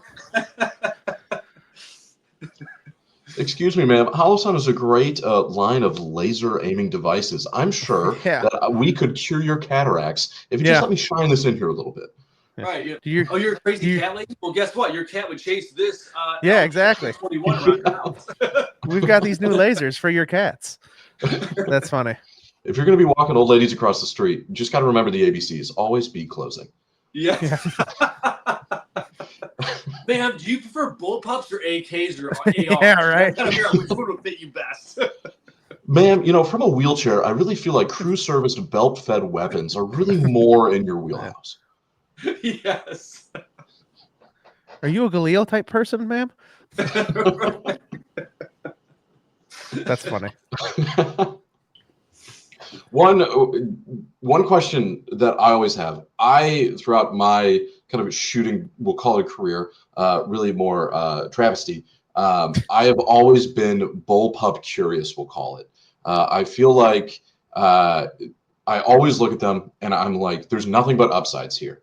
Shorter package, longer barrel. You can get the calibers that you want. All your controls are really close together. Well, we're not going to talk about the triggers right now, but then I get one and it's like, crap. I have to put a lot of time into either like retraining like my muscle memory in order to get this to work the way that I want it to, if I want to run it on the clock. But Senior Tabor there, I assume you've run it on the clock. How long realistically? I assume it's not a 10,000 hour endeavor in order to, get your skills up there with a bullpup. But like realistically, if I were to say, hey, I'm going to shoot a bullpup this kind of next upcoming year shooting season, how long do you think it would take in order to like transition from kind of your standard rifle mindset into a bullpup mindset? I don't think it's long. It's I liken it kind of to using a pistol or a optic on your pistol for the first time. When people are like, how long? It takes a while, but I tell people is when you're sitting there on your couch at night and you're watching TV, practice then, because you got nothing else going on, or you're hanging out, reading a book, whatever. But like the bullpup example, your magazine is back here. Your magazine released on the X95 is up like an AR, and you can get the ALG trigger, which makes it like a regular trigger. It's super light. But what I would say is, you sit there on your couch and you just practice your reloads on your couch. And it really is an easy thing to get used to. It's just doing it, and that's like pistol optics on pistols. Most people want to literally put the optic on the pistol, right now, go shoot a match in 10 minutes and do just as good. And it's like, well, I get it, but no, because now your eyes are up here and not down here, and it makes a difference. And so, I mean, that's what I always tell people. I would say if you did it for a couple of days, like, just sit on the couch, even for like 15, 20 minutes, for, every day for a week or two, you'd be perfectly fine. I don't think it takes a lot of time. The recoil is just a little bit different, but it's not that much different. I mean, as long as you're not going to wet noodle, you're going to be fine. Like you said, I mean, the benefits for me, like, this is a fully suppressed gun with a full-size suppressor. And lengthwise, you see it's still shorter than the standard Galil. So from a home defense standpoint, which is what this gun is for me, like, that's what these are like great for, is CQB and stuff. And obviously, you take the suppressor off, and that's a little bit on there hard. But that barrel is actually like right there. It's right next to the Holosun Raid flashlight. It's like right here. So that's how short of a gun that really is. And I think that's fantastic. This is an SBR'd one. I actually SBR'd that one. So it's like 3 inches shorter than the regular.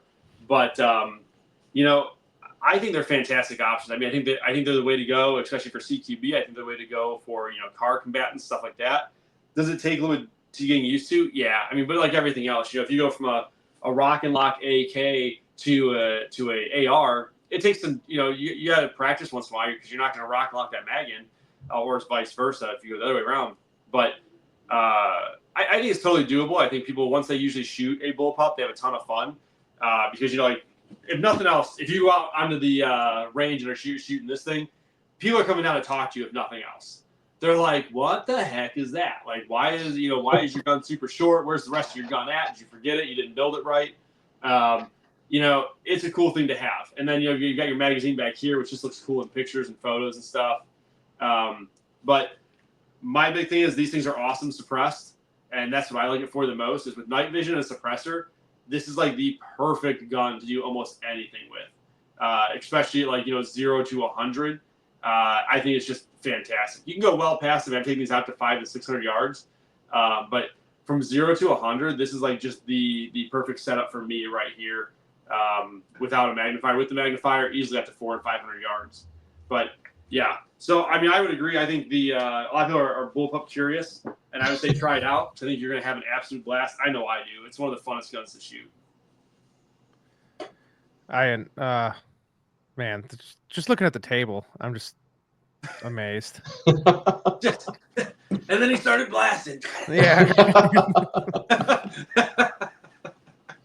like I said, if you guys are listening, you really have to see the array of fun Adam has in front of him here. It's just Little Vanna White action. yeah. And then see, I'm gonna leave here, and then it's like I go to Krebs and hang out there, and just walking around that shop and just looking at everything. I'm like, good Lord, dude! Just when I thought I had enough, they pull me back in. There's always something else. There's always more.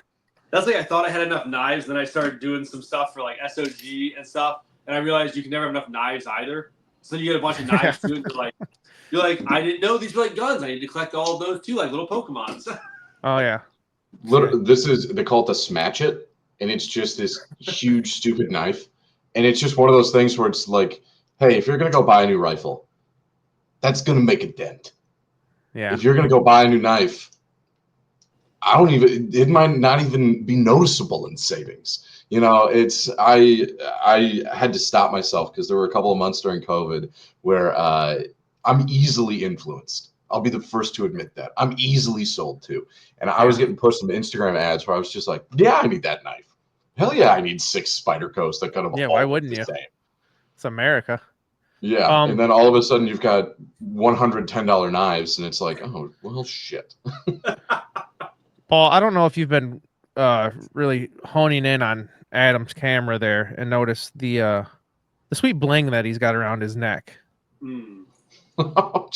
I didn't know that it was diamond encrusted. Just for you, man. Last night you asked about it, so I'm like, I'm gonna Dude, like I told you, I was doing my research, just trying to think of questions to ask, and I just, I was Googling you. And then I saw that picture. I was like, what the hell? I was like, no way. At first, I thought it was Paul Wall. I'm not going to lie. I was like, look at the bling on this guy's neck. And then I asked you about it. You're like, oh, yeah, it's right here, dude. And I was like, oh, damn. Like, this guy's got it going on. Yeah, it's, I should have found the wrestling belt because I know it's down here. And I forgot.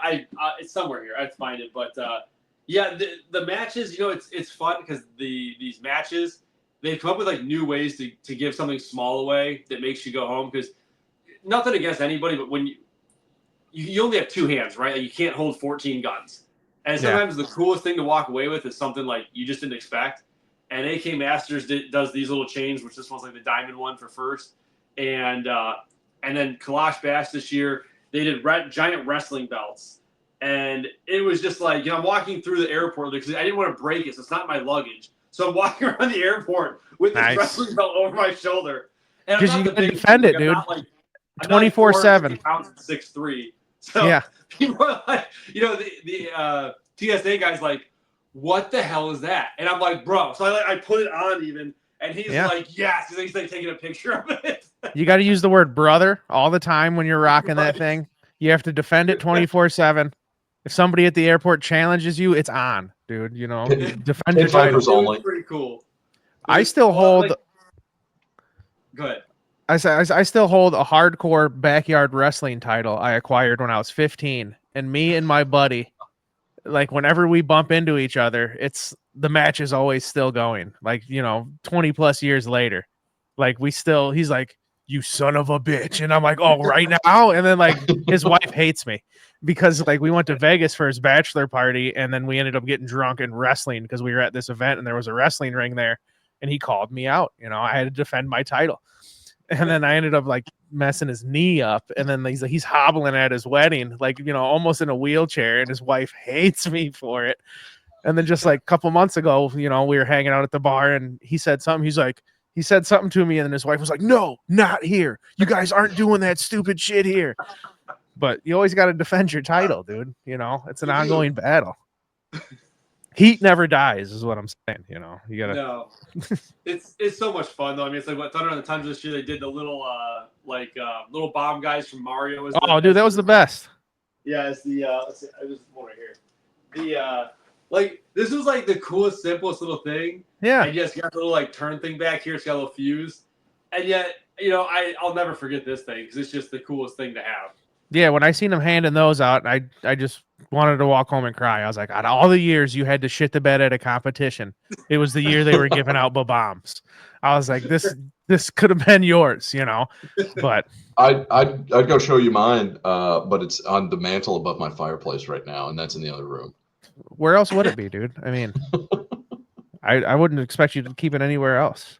Let's see where we at here. I've Go ahead. got one. Adam, as a fellow Ohioan, even though I don't live there anymore, why do we continually have to justify Skyline chili to the rest of America? Skyline chili. It's fantastic. Is it like a orange chain? Processed cheese that goes on top of it is incredible, and I feel like we don't have to apologize for it anymore. Okay, wait. Is this like a chain, like a Popeyes that just sells chili? Yes, but it's a very specific kind of chili. Yeah. Oh, okay. Ohio has it's just a weird, like people come here for we have Ohio Range Day and stuff, and they come from other states, and they're like, Ohio is just one of the weirdest states because you don't have there's not that thing where you're like, that's Ohio. We've got a bunch of weird stuff, you have Skyline Chili, you've got, I swear a Longhorns and a Roadhouse every 14 miles. There's more Burger Kings in Ohio, I think, than anywhere else in the world. We've got these weird things you try to justify people it's totally normal to have all of this. So you guys okay, when I think Ohio, 3 things. Mm-hmm. Bone Thugs and Harmony, Drew Carey, and Major League starring Charlie Sheen. That's my 3 things. That's it. Major League shot in Milwaukee. Yeah, but it was Cleveland Indians. Drew Carey he still goes to the now the Guardians, they were the Indians, but he still goes to the Indians games, and you'll still see him there. I guess he walks around. I met him there once, actually myself, and he's the coolest dude. But really? He's the icon of Cleveland, I swear, ever since the Drew Carey show came out. Yeah. Some people. This is kind of the Skyline chili thing where everybody 3-way, 4-way, and a 5-way. Good Lord. Yeah. That just looks fantastic. Like a plate of cheese. It's also why we all have heart disease. I mean, that's I was about to say. Chili's to talk off weird subjects here, but that's you eat too much chili, you got to go to the bathroom. But with that amount of cheese they put on that, it's gonna block you up. So it's an ongoing battle in your stomach, I am sure. There's times you see pictures of it and you think it's actually a burrito or something in a bowl. Yeah, that's what I thought it was. Nope. That's actually the chili. That's not a burrito. That's wild. I love Skyline chili. So I get the Coney dog. I'm obsessed with it. Every year my cousins still live in Ohio and they send me the can of Skyline chili where you can make it yourself at home. It's not as good. You can't get the cheese right. But they've got their own hot sauce and everything like that. But whenever I go someplace, where are you from? Midwest and Ohio and all that kind of stuff. What the hell is up with Skyline chili? What is that? I've never heard about it till today. And then in Ohio, there's also because I'm from Cincinnati, there's are you Skyline chili or then it's Gold Star? I think is the other one. I think Gold Star, there's chili beef going on out there. Is this the Pats and the whatever the other? What's the Philly cheesesteak battle going on across the street from each other? Pats and Geno's, I think. Yeah, is that what it is? Yeah. So there's man, I didn't know there's chili. I don't think it's that violent because it's not in Philadelphia, so there's not drive-bys, but there's probably strongly worded letters being sent back and forth. Well, and since you're in Cincinnati, or you were, I mean that's a totally different area because you guys have your own baseball team, your own football team. It's it's a carve out of Ohio. The rest is the Browns and the Indians. They're sorry, man, the Reds and the Bengals. Get out of here. Hey, Pete Rose was unjustly convicted. We all know it. He only bet on himself, and he only bet to win. Yeah, I mean, I stand on Pete Rose's side to the day I die. The last Ohio joke that I have is that more Ohioans have been to the moon and to space than from any other state, which shows how bad Ohio is that they have to leave the planet in order to get away from it. There you go. That's actually really funny. That's pretty funny. Yeah, just put me on a rocket and get me out of here. There's no place I'd rather be. We all make fun of Ohio, but then most of us don't leave, and they're like, "Do you just make fun of it, or do you actually want to leave?" And no one ever answers you. It's I don't know. Yeah. It's one of those things you learn to live with, I'm in Illinois and it sucks, but whatever, I'm here. I hate it, but I haven't left yet. So it's whatever. Dude, the more I travel, the more I'm Wisconsin's kind of the best. Whatever you want to do, you can do it in Wisconsin. No, we don't have Skyline chili, don't get me wrong, but like Adam said, it depends on where you're at in Wisconsin. There's cutouts of play. Like I live in Illinois. I don't live in effing Chicago. You know, I don't live in the city of terribleness. I'm a stone throw away from Wisconsin, where like I'm my own man up here. City don't tell me what to do, but there's just yeah. I don't know. You can live in a state and still not live in that state, if that makes sense. Yeah. Like there's For areas. Ohio, it's like Columbus, Cincinnati, and Cleveland. Those are the three that are like it's different there. They're like the largest cities besides maybe Toledo. And if you live outside there, it's mostly farm country or just smaller towns. Or so you can live in Ohio, but if you're in Cleveland, you may not know like Ohio. Like a lot of us are like, did you drive forever? And you're like just cornfield, cow pasture, small town, then a city. Yeah. Yeah, that's like the people like in the small towns like in Illinois, like where you'll drive through and it'll be like population of 400. And you're like, what? Yep. And then before you even look back at the sign, you're already out of the town. And you're like, oh, well, all right, that was cool. And it's like, then people have probably never been to the city, and then like, that's just their way of life. And, like you said, it's like cornfields for like the next 50 miles every way. And like, somehow they get tied into Chicago politics, which is terrible. But okay, Adam, your best match you've ever shot and your worst match you've ever shot. Oh, that's probably AK Masters 2 years ago. They had a cool moving target, and I loved it. Did really well. And then my worst match, hands down, was Red October Cold War this year because I had my first ever DQ. Yeah, I used to be very proud that I could say I've never ND'd. And I left Ohio. I'm gonna make an excuse out of it, even though it's totally my fault. No, go ahead. Excuses away, dude. I left Ohio, and I think it was 31 degrees out. I landed in Arizona, and it was 112. And I was drinking water like it was going out of style. I mean, like every stage, I was drinking like an entire bottle of water. And I went up, shot a stage, and for whatever reason, I get done, and my finger came back off the wheel, and I just breezed the trigger enough and sent a round downrange. And the RO's like, he looks at me, and I go, dude, I said, you don't even argue with me. I said that's 100% on me. I said, I'm done. I said, you don't even call the match director if you don't want to. Oh, I have to call him. I said, okay. But I was having a great match. I loved it. Was hanging out with good people.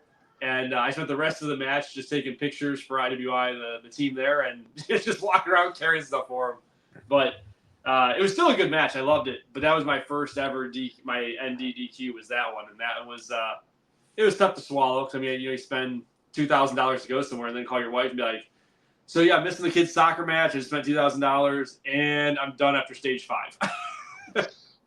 See, yeah, I feel for you there. I knock on wood, but I have yet to be DQ'd or have anything crazy like that happen. But like you said, that's like the strong fear I had, like especially when I went to Clash Bash last year. Like, if I get sent home, and I just spent so much money, drove so far, took vacation days, whatever, all the things you had to do to get there, and then 2 hours into the first day, boom, something happens, you're going home. I would have cried for 18 hours on the way back. I mean, yeah, that's rough, dude. And my condolences to you on that one. No, thank you. It's tough. I mean, it was one of those things like I knew what I did because I usually, before I drop my mag and anything, I always put the safety on. That's always my thing. And all I go back to is, yeah, A, it's my fault, but B, I think it was, going from like 32 degrees to like 110. I don't think I could have drank enough water to keep myself like mentally there. And it hit everybody. I mean, there was dudes that were just not on their game, that were not having a good match. But it was a fun match nonetheless. We had a shopping cart we shot off of, which just in pictures looked super awesome. And it was a great match in general, but it's one of those things where anybody can have a bad day. You can trip and fall. You can hit the trigger in an accident. You can do whatever. But it's a bad day. You have it. The important part is you smile, move on, and learn from it. Right. And kudos to you once again for talking about how to be a professional sponsored shooter. As you say, Adam, yeah, I had an ND. I got, the match was over me, but I took pictures for Hollow Sun. I helped the guys carry gear, and I still waved that, or that IWI flag as I, kept a smile on my face and kept doing what I was supposed to do. Where me, I'd be kicking cans, yelling at people, pushing kids around. I would have been furious. That guy just kicked a puppy. You're You looking at me, kid? Whose kid is this? What are you gonna do? DQ me again? Yeah. Can't DQ me if I already DQ'd, dude.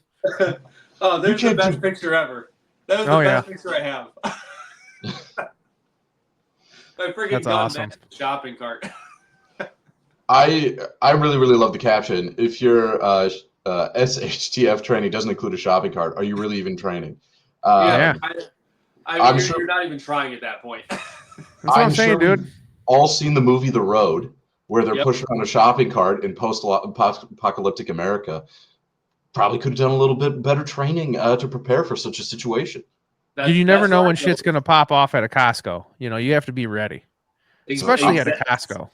I'm going to a Costco after this. I'm bringing brass knuckles. Well, I'm saying, I mean, honestly, if these old ladies trying to come in and take these rotisserie chickens, Deborah, you do not need the protein. Yeah, right. You don't. Listen, I got a drum mag. Is over on aisle 7. Yeah, that's hilarious. Okay, Adam. Practices and classes. Can you suggest any? Yeah, so classes, if you want to do bullpup or Galil specifically, IWI has the IWI, the training arm of it that Tom Alibrando and some other ones teach at. Those are solid ones. You also have, oh my gosh, all across the board. There's a lot of great instructors out there. It's hard to pin any one of them down. I would just say, because usually people go on their area, they don't usually travel a lot. I would say just vet your instructor, and don't be worried to walk away, because believe me, like I've gone to a class before, seen what was going on, and walked out of the class and been like, no way. I'm like, there's zero chance that I'm gonna stand here and be next to someone on this line if this is how you're gonna like act. And it's not easy, because I mean, when you start talking about the money you spend on some of these things, where it can be $300, $400, $500, but find an instructor that's solid, that maybe has some online vetting to some degree, and go with that. But there's a lot of good instructors out there. It's each area is so hard to find. The national guys that kind of everybody knows, those are all like super well vetted, like your Sage Dynamics and all them. You can't go wrong with any of them. Paul, stop right there. I mean, I would just say just vet them out the best you can, because it's your local ones, the tough ones. I mean, and when I say this is, like, I had a guy who wanted to teach CCW with me, and because I used to teach CCW, and I go over there and he's like, "What do you carry?" And I'm telling him, and he literally takes his gun out of his concealed carry holster, like points it at me, and he's like, "See, like, check this out." And I was like, "Boom, we're done." And he's like, "What?" I said, "Do not call me." Like, I'm literally never gonna talk to you again. And he just kind of looked at me. I'm like, if you're gonna do that to me, what you do to a student? And it's just reality of life. That you're gonna have good instructors and bad instructors, but vet them out, and then don't be afraid to walk off, because your life is more important. Your well-being is more important than your $200, $300. Oh yeah. I just saw the Galil AK mechanics course, Paul, and I wanted to look at the date, and I guarantee that day is going to fall into Kalashnikon. That just seems like a day for Kalashnikon. Yeah, there's 6/21. Historically, KCON's been in May, so this might be something that we'd be able to hit up. All right. Yeah. Just a reminder, Paul. I mean, Adam, you can hear this too because you're here. Don't forget about the possible class in March that we discussed taking. Oh yeah, the Josh AK class. I think I should send him a message and see if that's still happening. And we actually talked about at Thunder on the Tundra, maybe next year. I talked to Todd, maybe doing some kind of like between the end of the match and the night thing, like doing like a class or something, and just running people through a stage or showing them like how to shoot a stage, because that was one thing that as I've been a newer shooter as well at different things. I mean, it's one thing like when the newer shooter looks at it and goes, here's how I'm going to shoot it. And it's a different thing when someone says, well, how are you going to shoot this target? Where are you going to gauge this one from? Why would you do it from here? And just ask questions. You still may not want to do what I ask you to do, or do what I'm pointing out, I should say. But at least you know the options there. Yeah. Because even as myself, like I'll shoot with the IWI team, and we're looking at a stage plan, and I'm like, all right, I've got it. And they're gonna be like, why are you over here? Like, why aren't you on that side? Like, you can get 8 of the targets from there instead of 4 and 4. And I'll be like, oh, son of a gun, I didn't realize that little bend did this, and this little bend did this, and that's where no matter how much you shoot or how good you are, there's always somebody's gonna see something you don't see, and that's the important part of being friends with people and being nice and cordial and paying attention to other people shoot. Pay attention to how they shoot it, and then be like, okay. And if you're just there to have fun and you don't really care, do what you want to do. But if you're like, hey, I want to get better, I want to be able to read stages better, it's good to do that. So like I said, I talked to Todd about that and was like, hey, maybe we do something like that where, if 10, 15, 20, 100 of people want to just hang out and do it, we'll have some demo guns there if they want to use them, or they can use their gun. I don't really care. And just go through a stage like, well, how would you do this? Why would you do it that way? Where would you shoot stuff from? Just cool stuff to learn from. Hell yeah. Especially learning from a advanced shooter as yourself. That'd be, and you know what? I would take that class. Like, yeah, I want to learn, and I want to shoot your Galil. I mean, I would totally be down for it. I figure we're already all there anyways. I've got to hang out to the night match anyways because we have the thermal night vision optics. So I might as well do something while I'm there, so I just twiddle my thumbs. Yeah, right. And okay, speaking of Thunder on the Tundra and Adam being there, you had your kids shoot stages this year, which I thought was absolutely amazing. One of the coolest things I saw the whole time I was there. Because that was, I don't know, to me, that was just very cool. I was like, look at this. And it's like, I hear people all the time. I mean, granted, your kid's, obviously has a better platform to start on with his dad being Adam Litke and everything. But like, people give me excuses on, well, I can't shoot. I can't go to a competition. I'm like, look at this. I was like, this kid's out here doing it. It's like, what's your excuse now? You're getting shown up by like a 10-year-old or 12 or however old your kid is. But like, you're going to let, this kid who's going to get done with this and go play Roblox show you up. What are you doing? It's just, I don't know. That was very awesome. I always tell people, like, I don't know whoever said the quote, but I've heard it a bunch of times. It really hits home is, your life shows what your priorities are. You may say you prioritize things, but your life shows it. And the guys who tell me, like, I want to shoot a match and they usually don't want to shoot a match. Like, they don't want to get up at 6 a.m. to travel to the hour to the range. They don't want to shoot the ammo. They don't want to look bad. I get humbled all the time. Believe me, like it happens all the time where I have a bad stage, a bad match, or whatever, and I sit there and I love taking photos, so I sit there and take photos of people more than anything else, and I just have a good time. You take great photos. Well, thank you. I enjoy it very much. My kids, they're 10 and 13. My 10-year-old shot that match. My 13-year-old wasn't there. He had something going on. But they'll both be at Winter Motherland in December 7th and 8th, or wherever that with me. And, they grew up around guns. So for them, they're not really fun. They're not really cool. It's more like that's just what dad has laying around the house. And that's what we have to go do stuff with and whatever. But I look at it as a time to not only teach them a lifelong skill that I think is good for them when they're young men and grown men, but also if you're a red-blooded American, you should be able to defend your home at a bare minimum or defend your country at some level. You may not be out there, SEAL Team 6, but it's kind of it's a right of America that you can own firearms. You don't have to, but you can.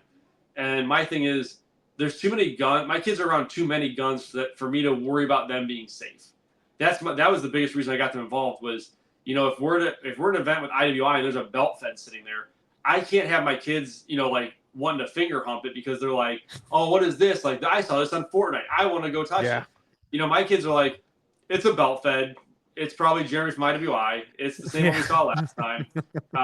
No big deal. Yeah, it's the full auto Galil. We shot that with Jeremy and the team last time. And even on a smaller scale than that, like they started shooting at 3 and 4 years old with little SR-22s. And, I would hold it mostly for them, but they would pull the trigger and they would aim, whatever. And the goal was it demystified it. My kids have never really been like, oh my gosh, I can't wait to go hold whatever. They're more like, Dad wants pictures. We got to go hold the guns, or we got to, shoot a little slower so you can see the grass line.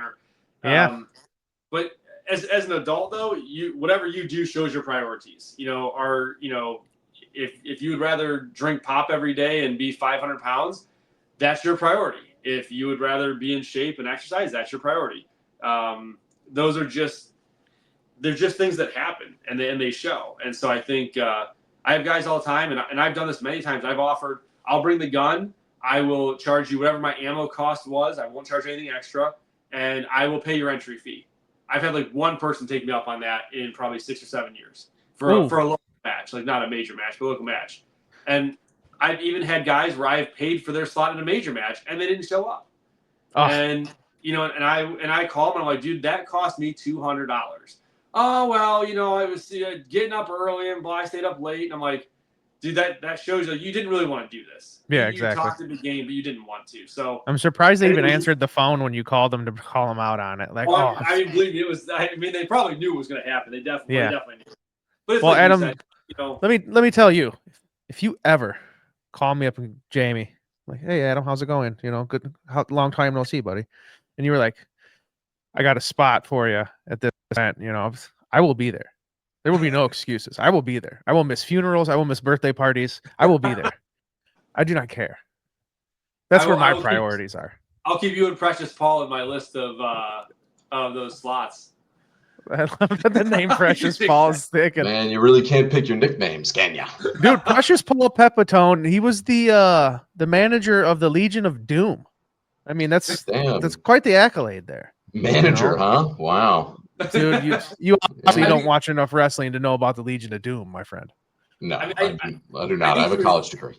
I think he was the assistant to the regional manager of Doom, but whatever. Okay. Absolutely. Yeah. Scranton branch. Yes. He only managed them when they got west of the Mississippi, which only happened once every quarter. That's hilarious. But yeah, that's just funny. You talking about your kids just being like that's how my kids are. Like anytime I get like a new AK, I'd be like, dude, check this out, and they'd be like, it looks just like the other ones, and I'm like, no, this one's made in this country, and they're like, and I'm like, whatever. And like I've taken both my kids. I mean, my kids are obviously much older than yours, probably twice as old as both your kids. But like I've taken them to the range, they've shot, and then they're just like, all right, are we done here? And I'm like, oh, okay. Yeah. But like when I first got into guns, that was like a huge thing for me. Was like, because like my mom was all like, oh, you got kids in the house. I'm like, yeah, and she's like, well, you got to hide it from them. I'm like, no, you don't hide it from them, because then if they ever find it, then it's like, oh, look at what we found.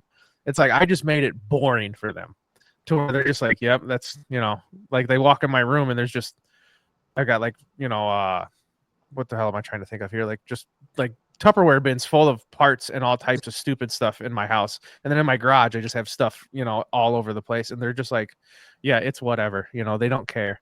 And it's just funny that you were talking about your kid with the belt fed.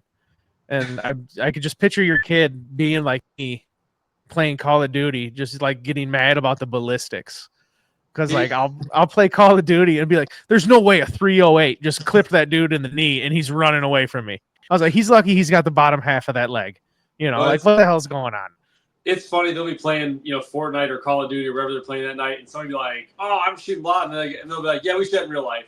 And they're like, "What?" They're like, yeah, three of those. They're like, "It's no big deal," like whatever. And they're like, "Wait, what?" And then, but it's the one thing I always tell my kids, and if they want to shoot, they do. If they don't, they don't. But I always enjoy taking them because we always complain about kids having too much screen time these days. Like everybody complains about that, but when we get them out to a match, yeah, they may be kind of bored that they can't do whatever they want to do.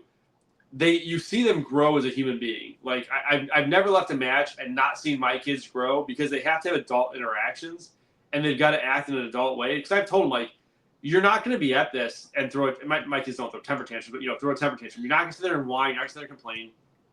And because you also, like, companies come up and they want to talk, and I'm like, I tell my kids, you got to stand up, you got to shake their hand. You don't shake a hand sitting down. You got to do it standing up. You got to look them in the eyes when they talk. You got to do this. You got to do that. The guys from American Defense Manufacturing came over at Thunder Nuts 100. We were talking with them. My kids shake their hand, say hi. When Jeremy from IWI or the guys from Hollis, if they go to like NRA with me or something like that, it teaches kids, I think, that skill that I think all of us knew growing up because we didn't have screen time really. We just were with dad when he was at the auto shop. We were with dad when he went to wherever. Kids don't always have to do that anymore. And I think from my perspective, it's taught my kids a lot of things that I think, I'm not saying a lot, but a decent amount of kids don't have that skill set anymore. And I expect you to stand up and shake a hand. I expect you to say hello. I expect you to listen to them when they talk about their product, ask questions if you have them. And if you don't.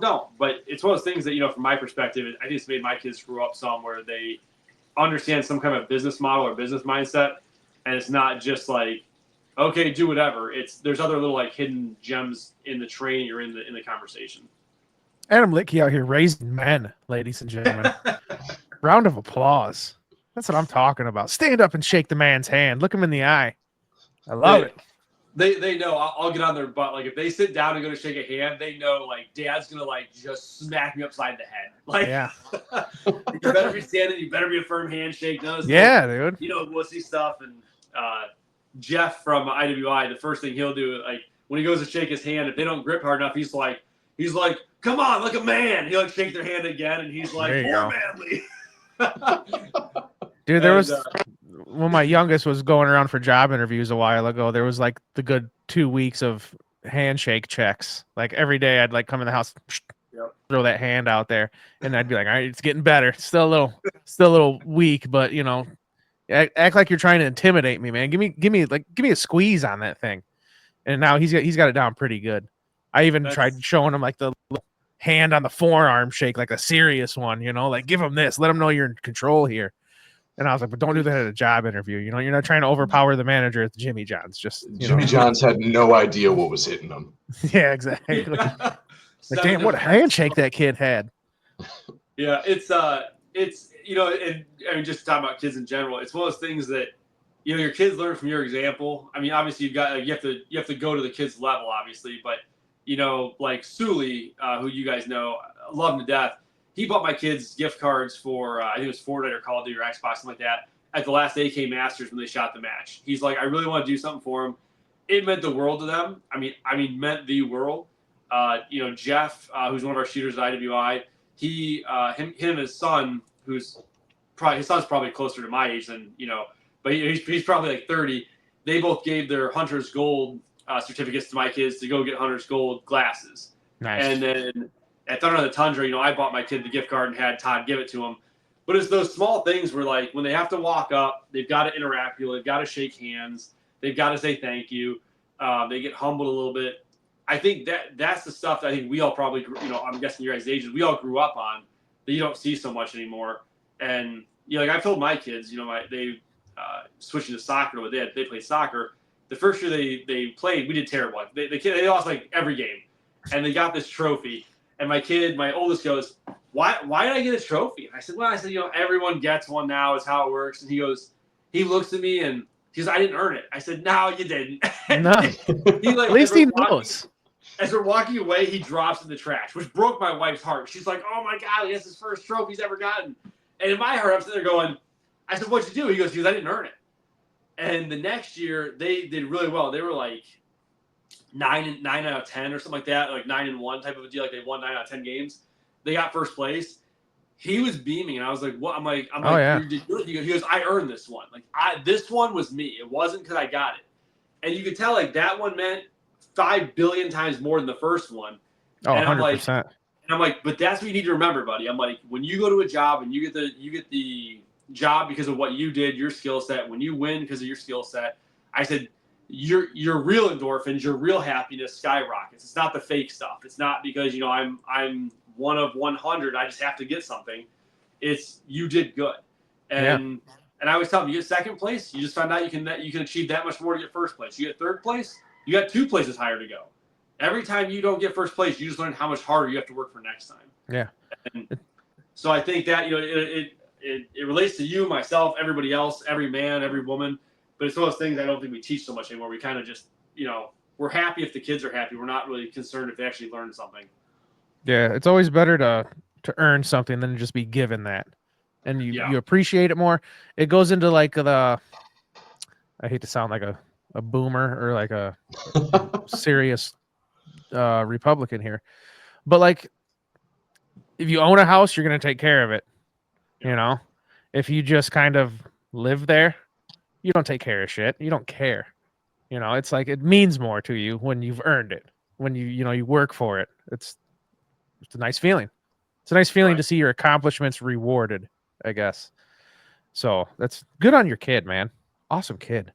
I hope to see him at Thunder next year. I really think a lot of those kind of participation trophies are almost more so for the parents than they are the kid. Because I can remember growing up being in like a rec league basketball at like the YMCA, and they didn't keep score. Every kid on the floor knew what the score was. Yeah. And at the end, it was like, we smoked you. And they were like, well, no, but this was a 3. We don't count 3s. We called it at the beginning. We only count 2s. And of course, everybody at the end, gets whatever it was. And it was kind of the same thing around, well, shoot, we didn't win. Like, I don't care. Every time I look at this now, it's just that, hey, we actually lost. So I 100% agree with everything that's being said here. I just think that kids sometimes know more than maybe not what they let on, but maybe what they show. Like, they know who's winning and who's losing. It doesn't matter if you're not keeping score. My kids know at the end of every scrimmage they have, they know who won. There's never a guess of like, oh, it was tied. No, it was 4-6. We lost or we won. Like they know every time. And I'm like, yeah, because if you're out there, you want to win. Like most kids aren't out there like, I'm gonna go catch a butterfly. They're like, dude, I'm here to win. Like I'm here to dominate whoever is over there. And I think parents sometimes want to be like, you did great. And like I'll tell my kids, they do great a lot of times. I've also tell them like, hey, you missed that kick over there because you were dilly-dallying around or you weren't running fast enough. You need to pay attention to that. And you gotta be humble with it. You can't just give them 10 negatives. You gotta give them 8 positives and 2 negatives. But that's how you grow too. I mean, we all grow by learning what we did wrong, right? I mean, that's how you know, like, okay, don't do that again. Well, it's like Paul said. Go ahead, Paul. I'm sorry. Oh, I was just going to pivot here. You rolled your eyes when you said, "Hey, my kids are playing soccer. What should they be playing?" I am an all-American baseball guy, and I wanted nothing more than my kids to play baseball. And my nephew, their cousin, he played soccer, and he was very good at it. And they like idolized him in terms of like the soccer thing. And it broke my heart when they're like, "We're gonna try soccer." I was like, "No." So now bunch of Sperry's. I had to learn soccer. We watched soccer. They like Messi and they like Ronaldo, depending which kid it is. And I've had to learn the different soccer things. And now it's fun. Soccer is a brutal sport, but I love baseball. I grew up on baseball. I watched the Indians. My dad and I used to go. We went to the Coopertown Hall of Fame. We spent probably 3 different weekends over 3 different years there. Getting autographs from the Yogi Berra and all those guys. And, nice.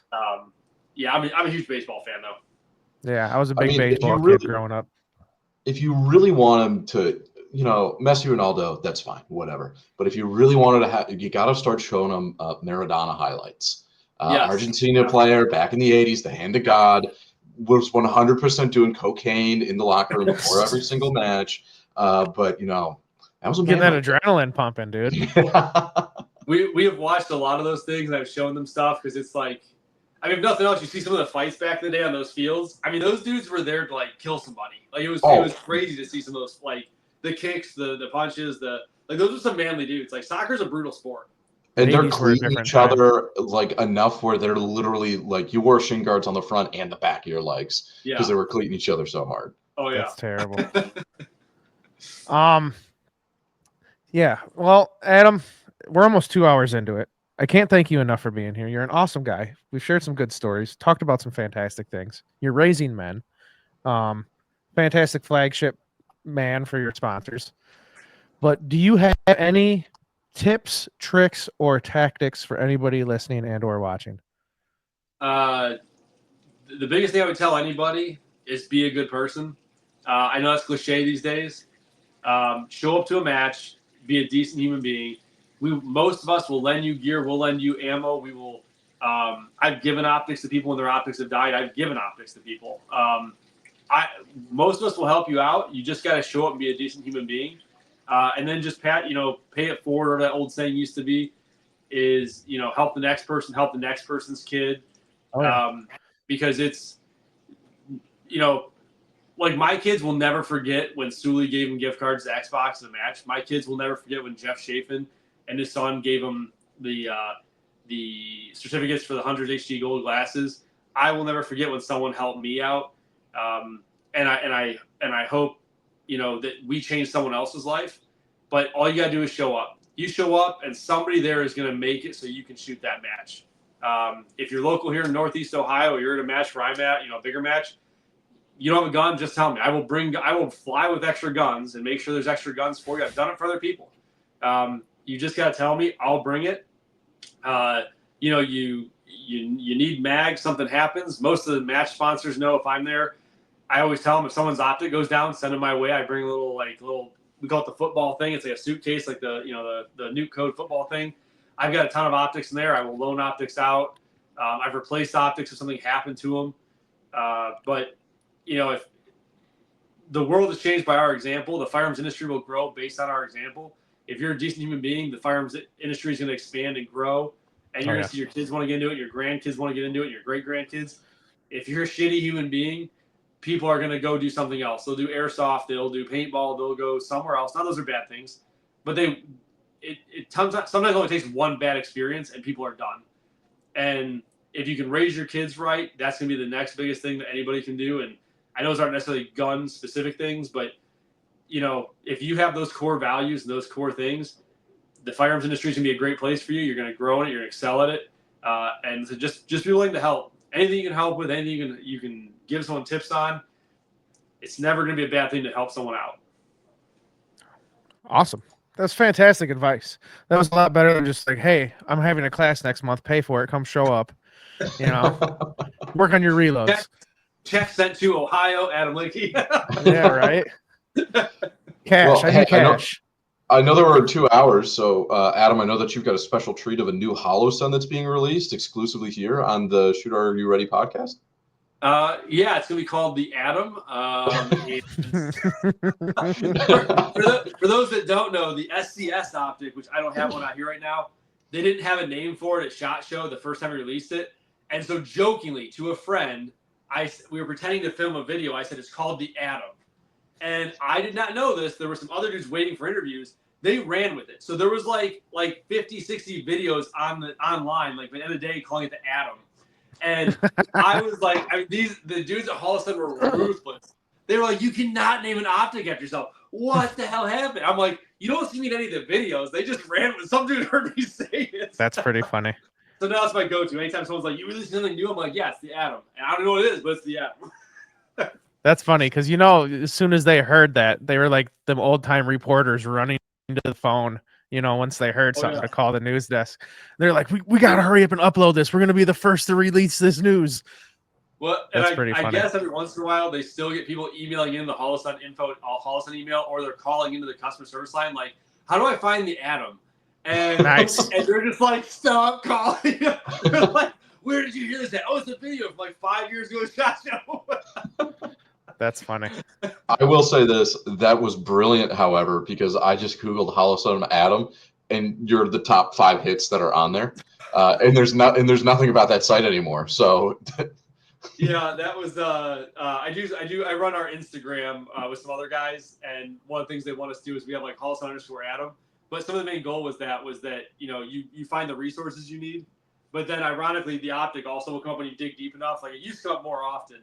But it was just funny because they're like, you can't just go around naming things. I'm like, well, I did. And it happened. Yeah, right.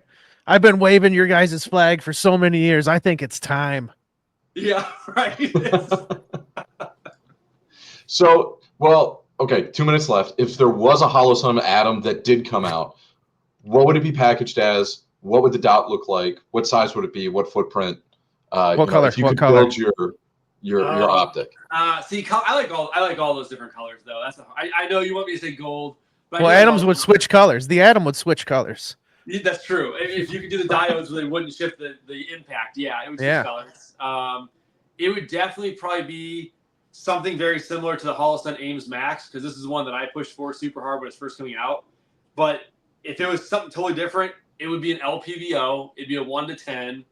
It would have probably our circle dot with windage stuff inside of it, and it would expand out as you cranked over to be a first focal plane.